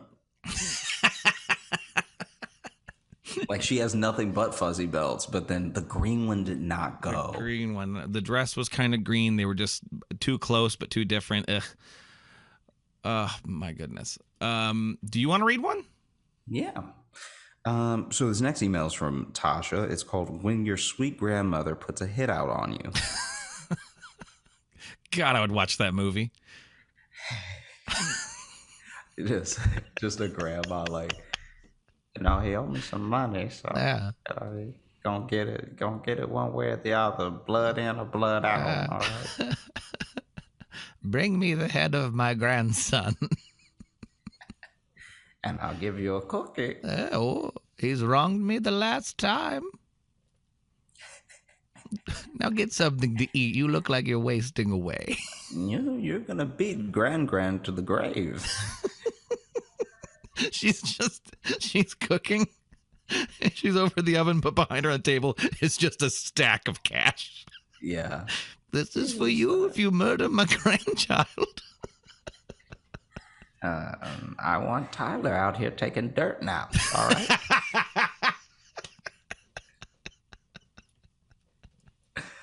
All right. My gift load better be a little lighter come this Christmas. I want to save $5 that I put in the cards.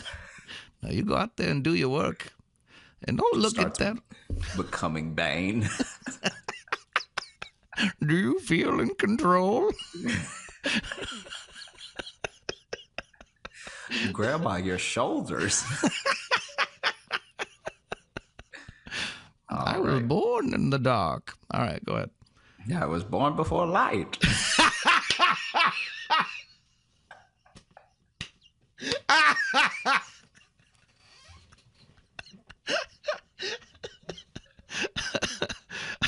I still don't quite get it, and it scares me. Yeah. Oof. Oof. I don't like all this newfangled technology you kids got with just seeing everything all the time. Y'all just be seeing all the time.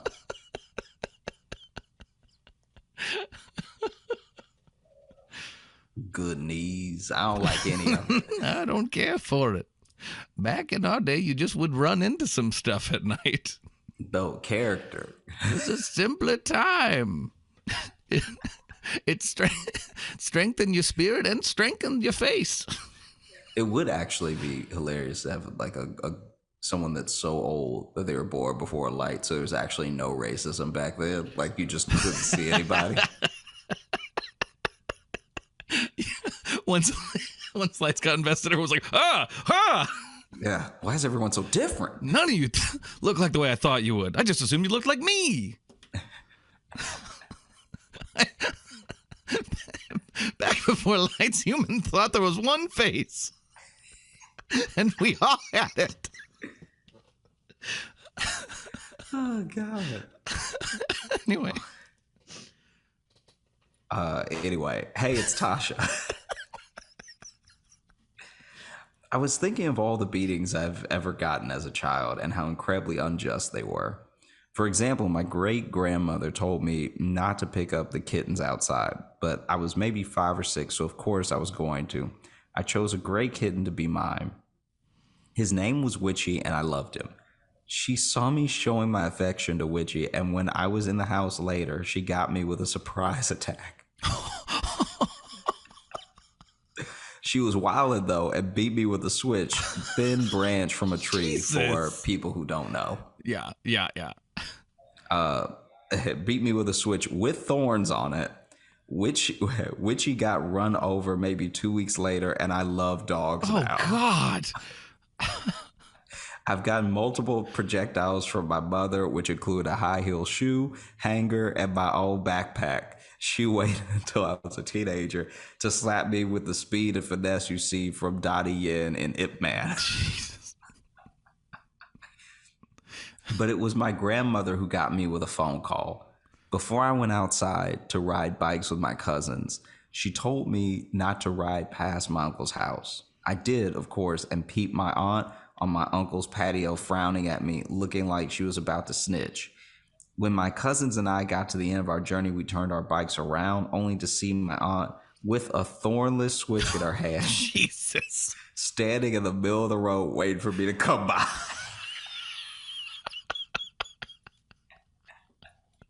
Oh.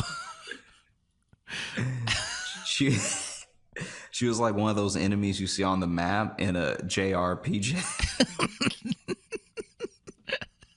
where you can choose to engage or not. While my cousins easily avoid her, I knew that me getting got that day was inevitable. So in defeat, I rolled by her slowly like it was a car wash, except I was getting lathered in pain and rinsed myself in tears.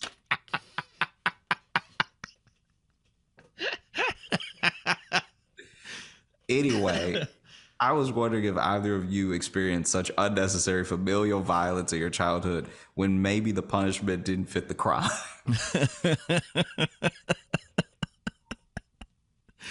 Man, that is genuinely a hit getting put out on you of just like, hey, they're gonna be riding back. Go get them. Yeah. Oh man.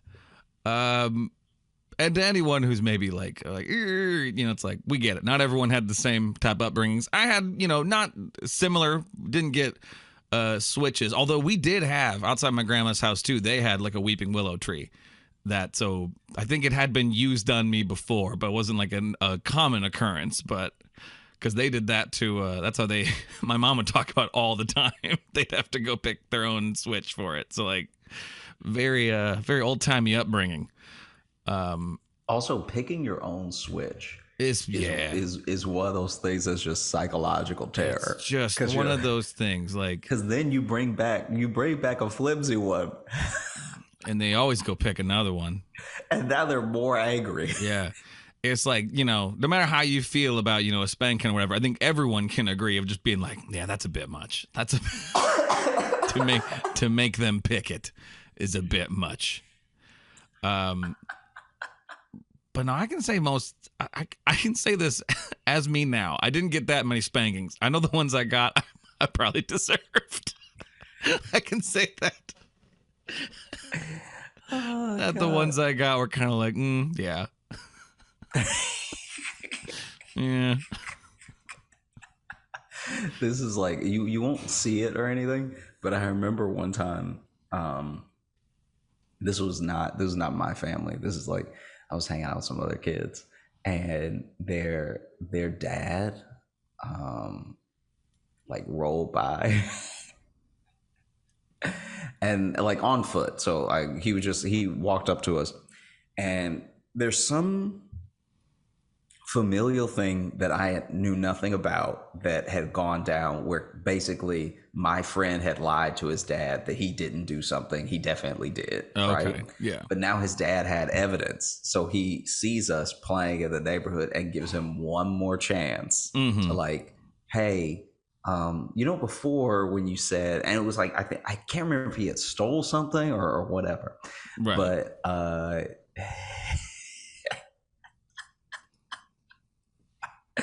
this is perfect. Okay, so he had asked him. I think he stole something with his cousin, and so they're both standing there. The dad's like, "Hey, remember when I asked you about this thing? And you said you didn't know anything about it. Well, this person says I saw you there and blah blah blah." And so then he's finally like, I think in his child mind, he thinks enough time has passed, because I used to think this as well. When enough time has passed after a bad thing has happened, in your mind, you're like, they can't be that mad. because it didn't just Right. happen. This is very old. Yeah. So I don't know how old it was, but it was old enough for him to finally just be honest, or maybe he just knew that too much evidence was mounted against him now, you know? Yeah. And so he's honest. And we had just gotten ice cream, and he had a double scoop cone in his hand. And I think we all got one scoop, but he got a double. Anyway, his dad, so as soon as he admitted that he did it, his dad slapped the ice cream cone out of his hand sideways fast enough for it to hit his cousin in the face. That's a good 2 for the price of 1 move there. Yeah.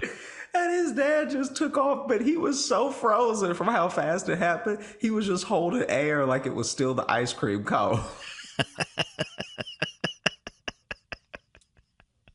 And I was like, oh, yeah, that seems like you shouldn't have lied to that dude. Yeah. I don't know what you stole, but now you don't have any ice cream. And his dad just left after that. He is And now then- taken from you. Yeah, now he's kind of just like, oh man, how does yours taste? I was like, tastes like mine. I don't know what to tell you. Oh, man. This next one here, this is from Natalie, and it is called Hi Again. Hi again, Josh and Logan. I'm Natalie. I wrote in last year to say hi and ask some silly questions. I'm the one from the Mary John Blythe episode whose question made you start talking about Power Rangers, which I think we've done more than once, but because we're men in our 30s. I wanted to write again because something happened fairly recently that I thought you would find funny. I'm genderqueer, and recently I briefly considered changing my name.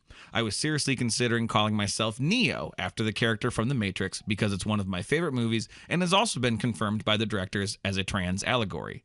The funny part is, when I told my dad what I was thinking about, his main objection was that Neo is super badass, and by most standards, I'm definitely not.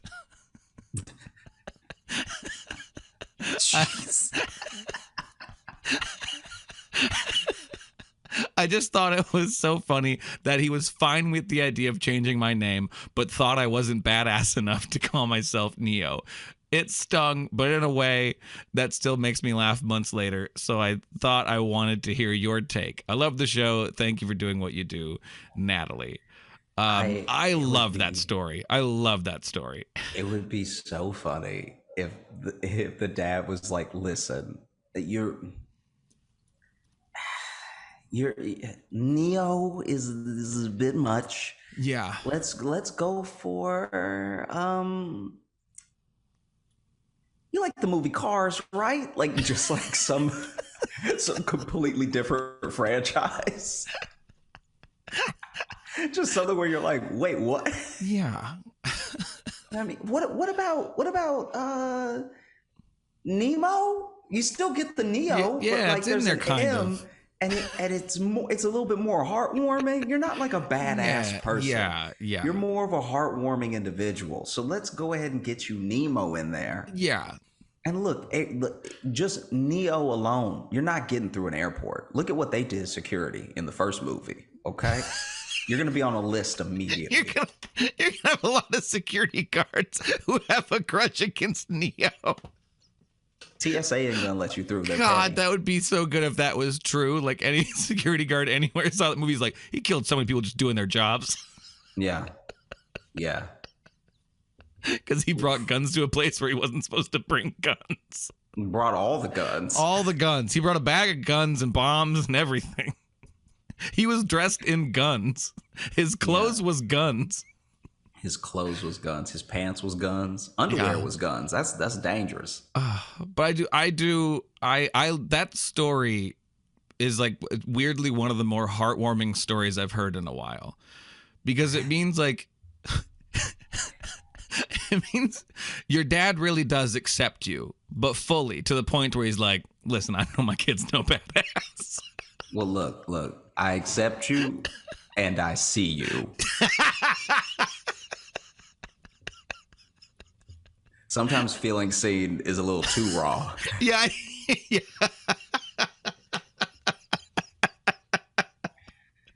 know?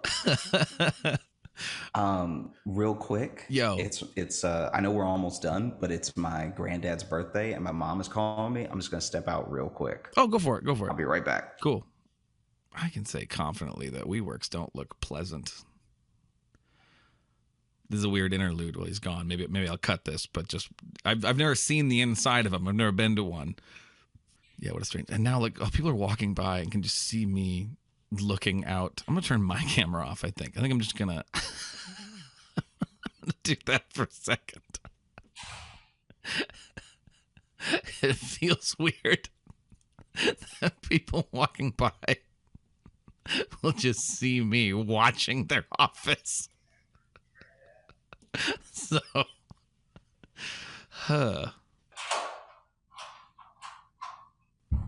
Cool. This one is from Melissa, and the title is called Spiritual Life Tent. So, hey, Josh and Logan.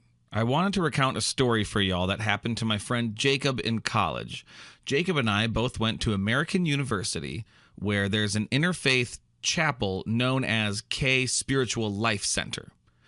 All you need to know about K is, 1, it is unequivocally a building.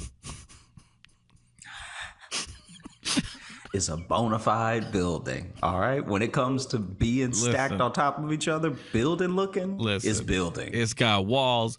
It's got a ceiling. This is a building ass building. Okay. And 2, I have never heard of anything notable going down at said building. Okay. So not only is it a building, seems to be not the place to be. I mean, it's a punk ass building. It sounds like it sounds like it's barely a building, to be honest. Mm-hmm. Not even doing building things. Yeah. I mean, if it's not doing building things, you basically a cave. Oh, fat ass cave. Oh, wannabe building. Fake ass building. I got 2 degrees at this school and only ever entered this building maybe twice. Well, one day, some lady approaches Jacob on the quad and says, "Excuse me, can you point me toward the K Spiritual Life Tent?" To which Jacob responded, well, the K Spiritual Life Center is right over there. The lady said, "Oh, so that's where it all went down." She starts heading in that... She starts heading in that direction and says, "Thanks, sweet cheeks," just to top it off, I guess. Jacob and I graduated without ever knowing who this lady was or what she thinks went down at said Spiritual Life Tent, but I hope she found what she was looking for. As always, thanks for the laughs and for giving me something to look forward to listening to every week. Y'all are the best. Thanks, sweet cheeks. Melissa. She wrote the saying, "Thanks, sweet cheeks," part. Wow. Yeah, Wow. let's just go through again the moments that happened here. So the person shows up asking, "Excuse me, can you point me toward this K Spiritual Life Tent?" Which, frankly, Spiritual Life Tent is actually a great phrase because it sounds like it could be something, but if you think about it at all, it sounds like nothing. Mm-hmm. You know, because at best it kind of sounds like, you know, like some sort of traveling preacher situation. Yeah. You know, I think that anyone who's like, "Oh, that's where it all went down," and doesn't clue you in is a bit of a monster. Like you can't just do that to someone and then go about your day. Yeah. Oh, so that's where it all went down. That's where the incident occurred. Don't act like we're all in the same Netflix doc with you. Yeah. Okay? I don't have the backstory. You need to tell me what it is that and what it is that went down and what it... Yeah. Help me. Because frankly, the best case scenario, and this is a very unlikely best case scenario, the best case scenario is that this person who said, "Oh, that's where it all went down," they are trying to correct the mistakes of an alternate timeline.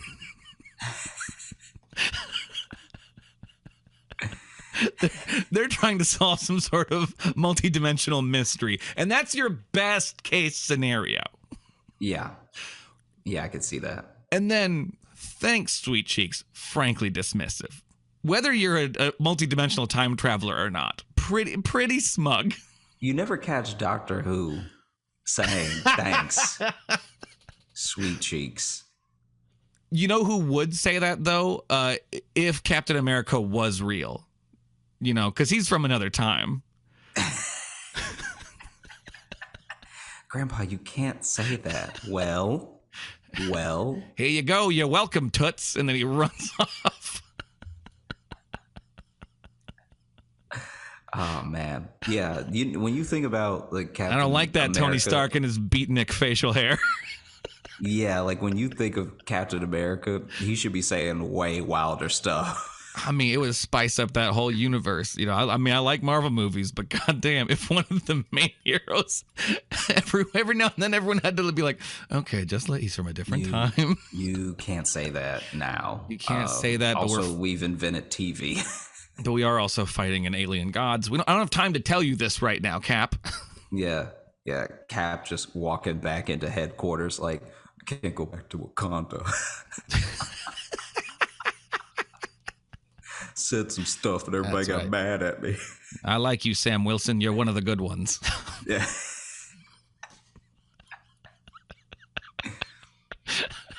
Why is it every time I talk, people say, what's that supposed to mean? The future's stupid. No one gets what I'm saying. You know what I mean? Acting like I'm the bad guy. How can I be bad? Listen, I'm Captain America. America's never done anything bad. Never done anything bad. Listen, I was ready to punch Hitler and then boom, I'm here. So I'm not a bad guy. I literally punched Hitler in the face. I punched think that gives me a couple passes. Are you kidding me? You can't say anything anymore. We were all equally mad at Thanos. Everyone just kept being mad at me for making it about it being purple. Like everyone. But they wanted to kill him too.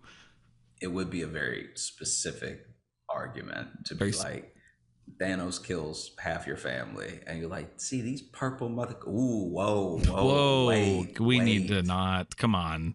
Guys, he killed half the universe. I think you get a We're meeting so many aliens now, so look, it's hard to know. Let's just and not all the purple aliens are the same as they're Thanos. not. You just you don't really. Well, Vision we made in that pod there. He's not going to heaven. Okay, all right.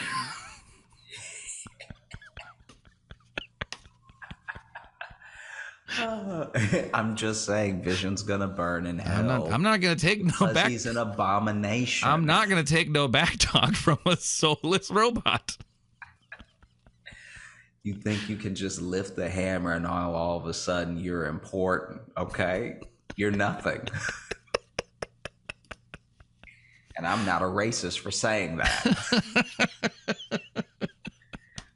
I really hope these walls are paper thin. I'm not into feet. I'm not a feet guy. And I'm not racist for saying that. You're going to leave. I don't know, is there a front desk at WeWork? Do you have somewhere where you check in? Yeah, there is. Okay. Not you don't have to check out. So I'm already in. So okay, that's a mistake. I was gonna say if you walk by, then they'll just be like, "Hey, by the way, you can't come back. Give us back the card. Give us back the card. We don't condone whatever it is you do here." I don't know what kind of perverted racism you were engaged in. I don't know. It's sort of whatever racist kink podcast you're doing in there.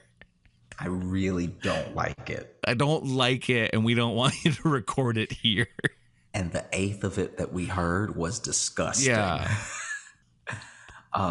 So, what was that last one you wanted? I'll go one more. This is another one. This is from our buddy D, and this one's titled "Early Hunneds." He's got some notes on not notes, but questions or follow-ups on some of our episodes after episode 100. So, dear Logan and Josh too, I guess. Wow. D really creating a ranking there. I had some thoughts about the last few episodes. I'm going to try to go through them rapid fire. Episode 100, Logan, quote, "Nice thick gravy is a better nickname than Squeaks." I'd shorten it to just gravy or maybe grave to sound more street. Yeah, I don't is gravy better though? I don't know. Logan. I mean, I guess You hated Squeak so much, every word is better than Squeak. That's true. I didn't like Squeaks very much. It's grown on me a little bit, but although now that I say, when you put all three of them together, Logan Gravy Nielsen, I do like that quite a bit actually. But only just Gravy by itself, not really. But Logan Gravy Nielsen, I'm kind of into. So Dear Toontowns and Logan Gravy Nielsen. Just shaking his head. Episode 102. Your soda store idea reminded me of the frozen yogurt shops where you load up your own bowl with as much yogurt and toppings as you can handle and then pay by the weight. I think Lil Joshy's soda fountain sounds like yet another cash cow just waiting to be milked. We do have like a lot of franchises we're ready to start with this show, whether it's restaurants or summer camps, whatever it is. A lot of useful IP. A lot of untapped potential here. Hit me up when you're looking for investors. I want a cherry root beer flavored named after me. Okay, done. That's what we'll give to our angel investors there. Episode 103, Scare B&B, was a fire pun, and I think Josh only acts like he dislikes Logan's puns. Deep down, he knows how happy it makes Logan to see him annoyed, and he's being a good friend. That's real love, my guy. Yeah, I like that interpretation. That Josh, he gives a bad reaction because he loves me too much. Well, that's not what it is. So see, but that's exactly what you'd say in the character because you're just trying to make me feel good. I like this. We'll go with this, and Josh seems to like it too. This seems to be what his intention is, and we found it out, right, Josh? You just love me so much that you. It's not really that at all. You like the puns, and you like me more. No, but you should probably not say that. Okay. That is real love. Also, during Josh's story about hanging out with the old lady and going to CVS, I kept waiting for her to tell Josh, ain't nobody been to the moon. That's a scam.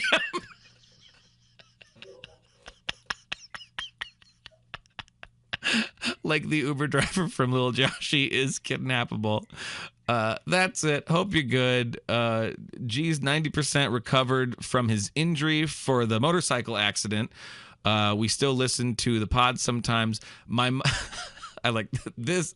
This sentence is perfect. My mom refuses to learn your names and just calls you the funny guys. You know, the black one and the loud one.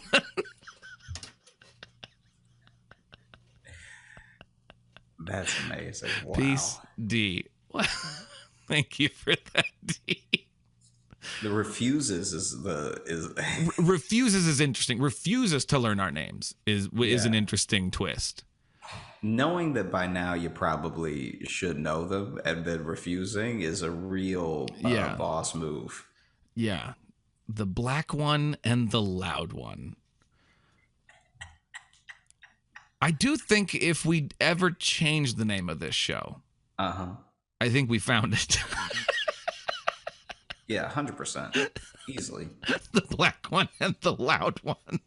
The black one and the loud one is probably the best name that we could come up with if we had all the time in the world. I think so. Well, it honestly, too, we're not selling, we're not short selling anyone. You're at least going to get that. Mm-hmm. There's going to be a black guy and a guy that's too loud. There will be one of each. Well, it's probably a good place to wrap it up, huh? Close up the mailbag. Yeah. Thank you so much for listening to the Josh Johnson Show. We had a great time recording. I hope you had a great time listening.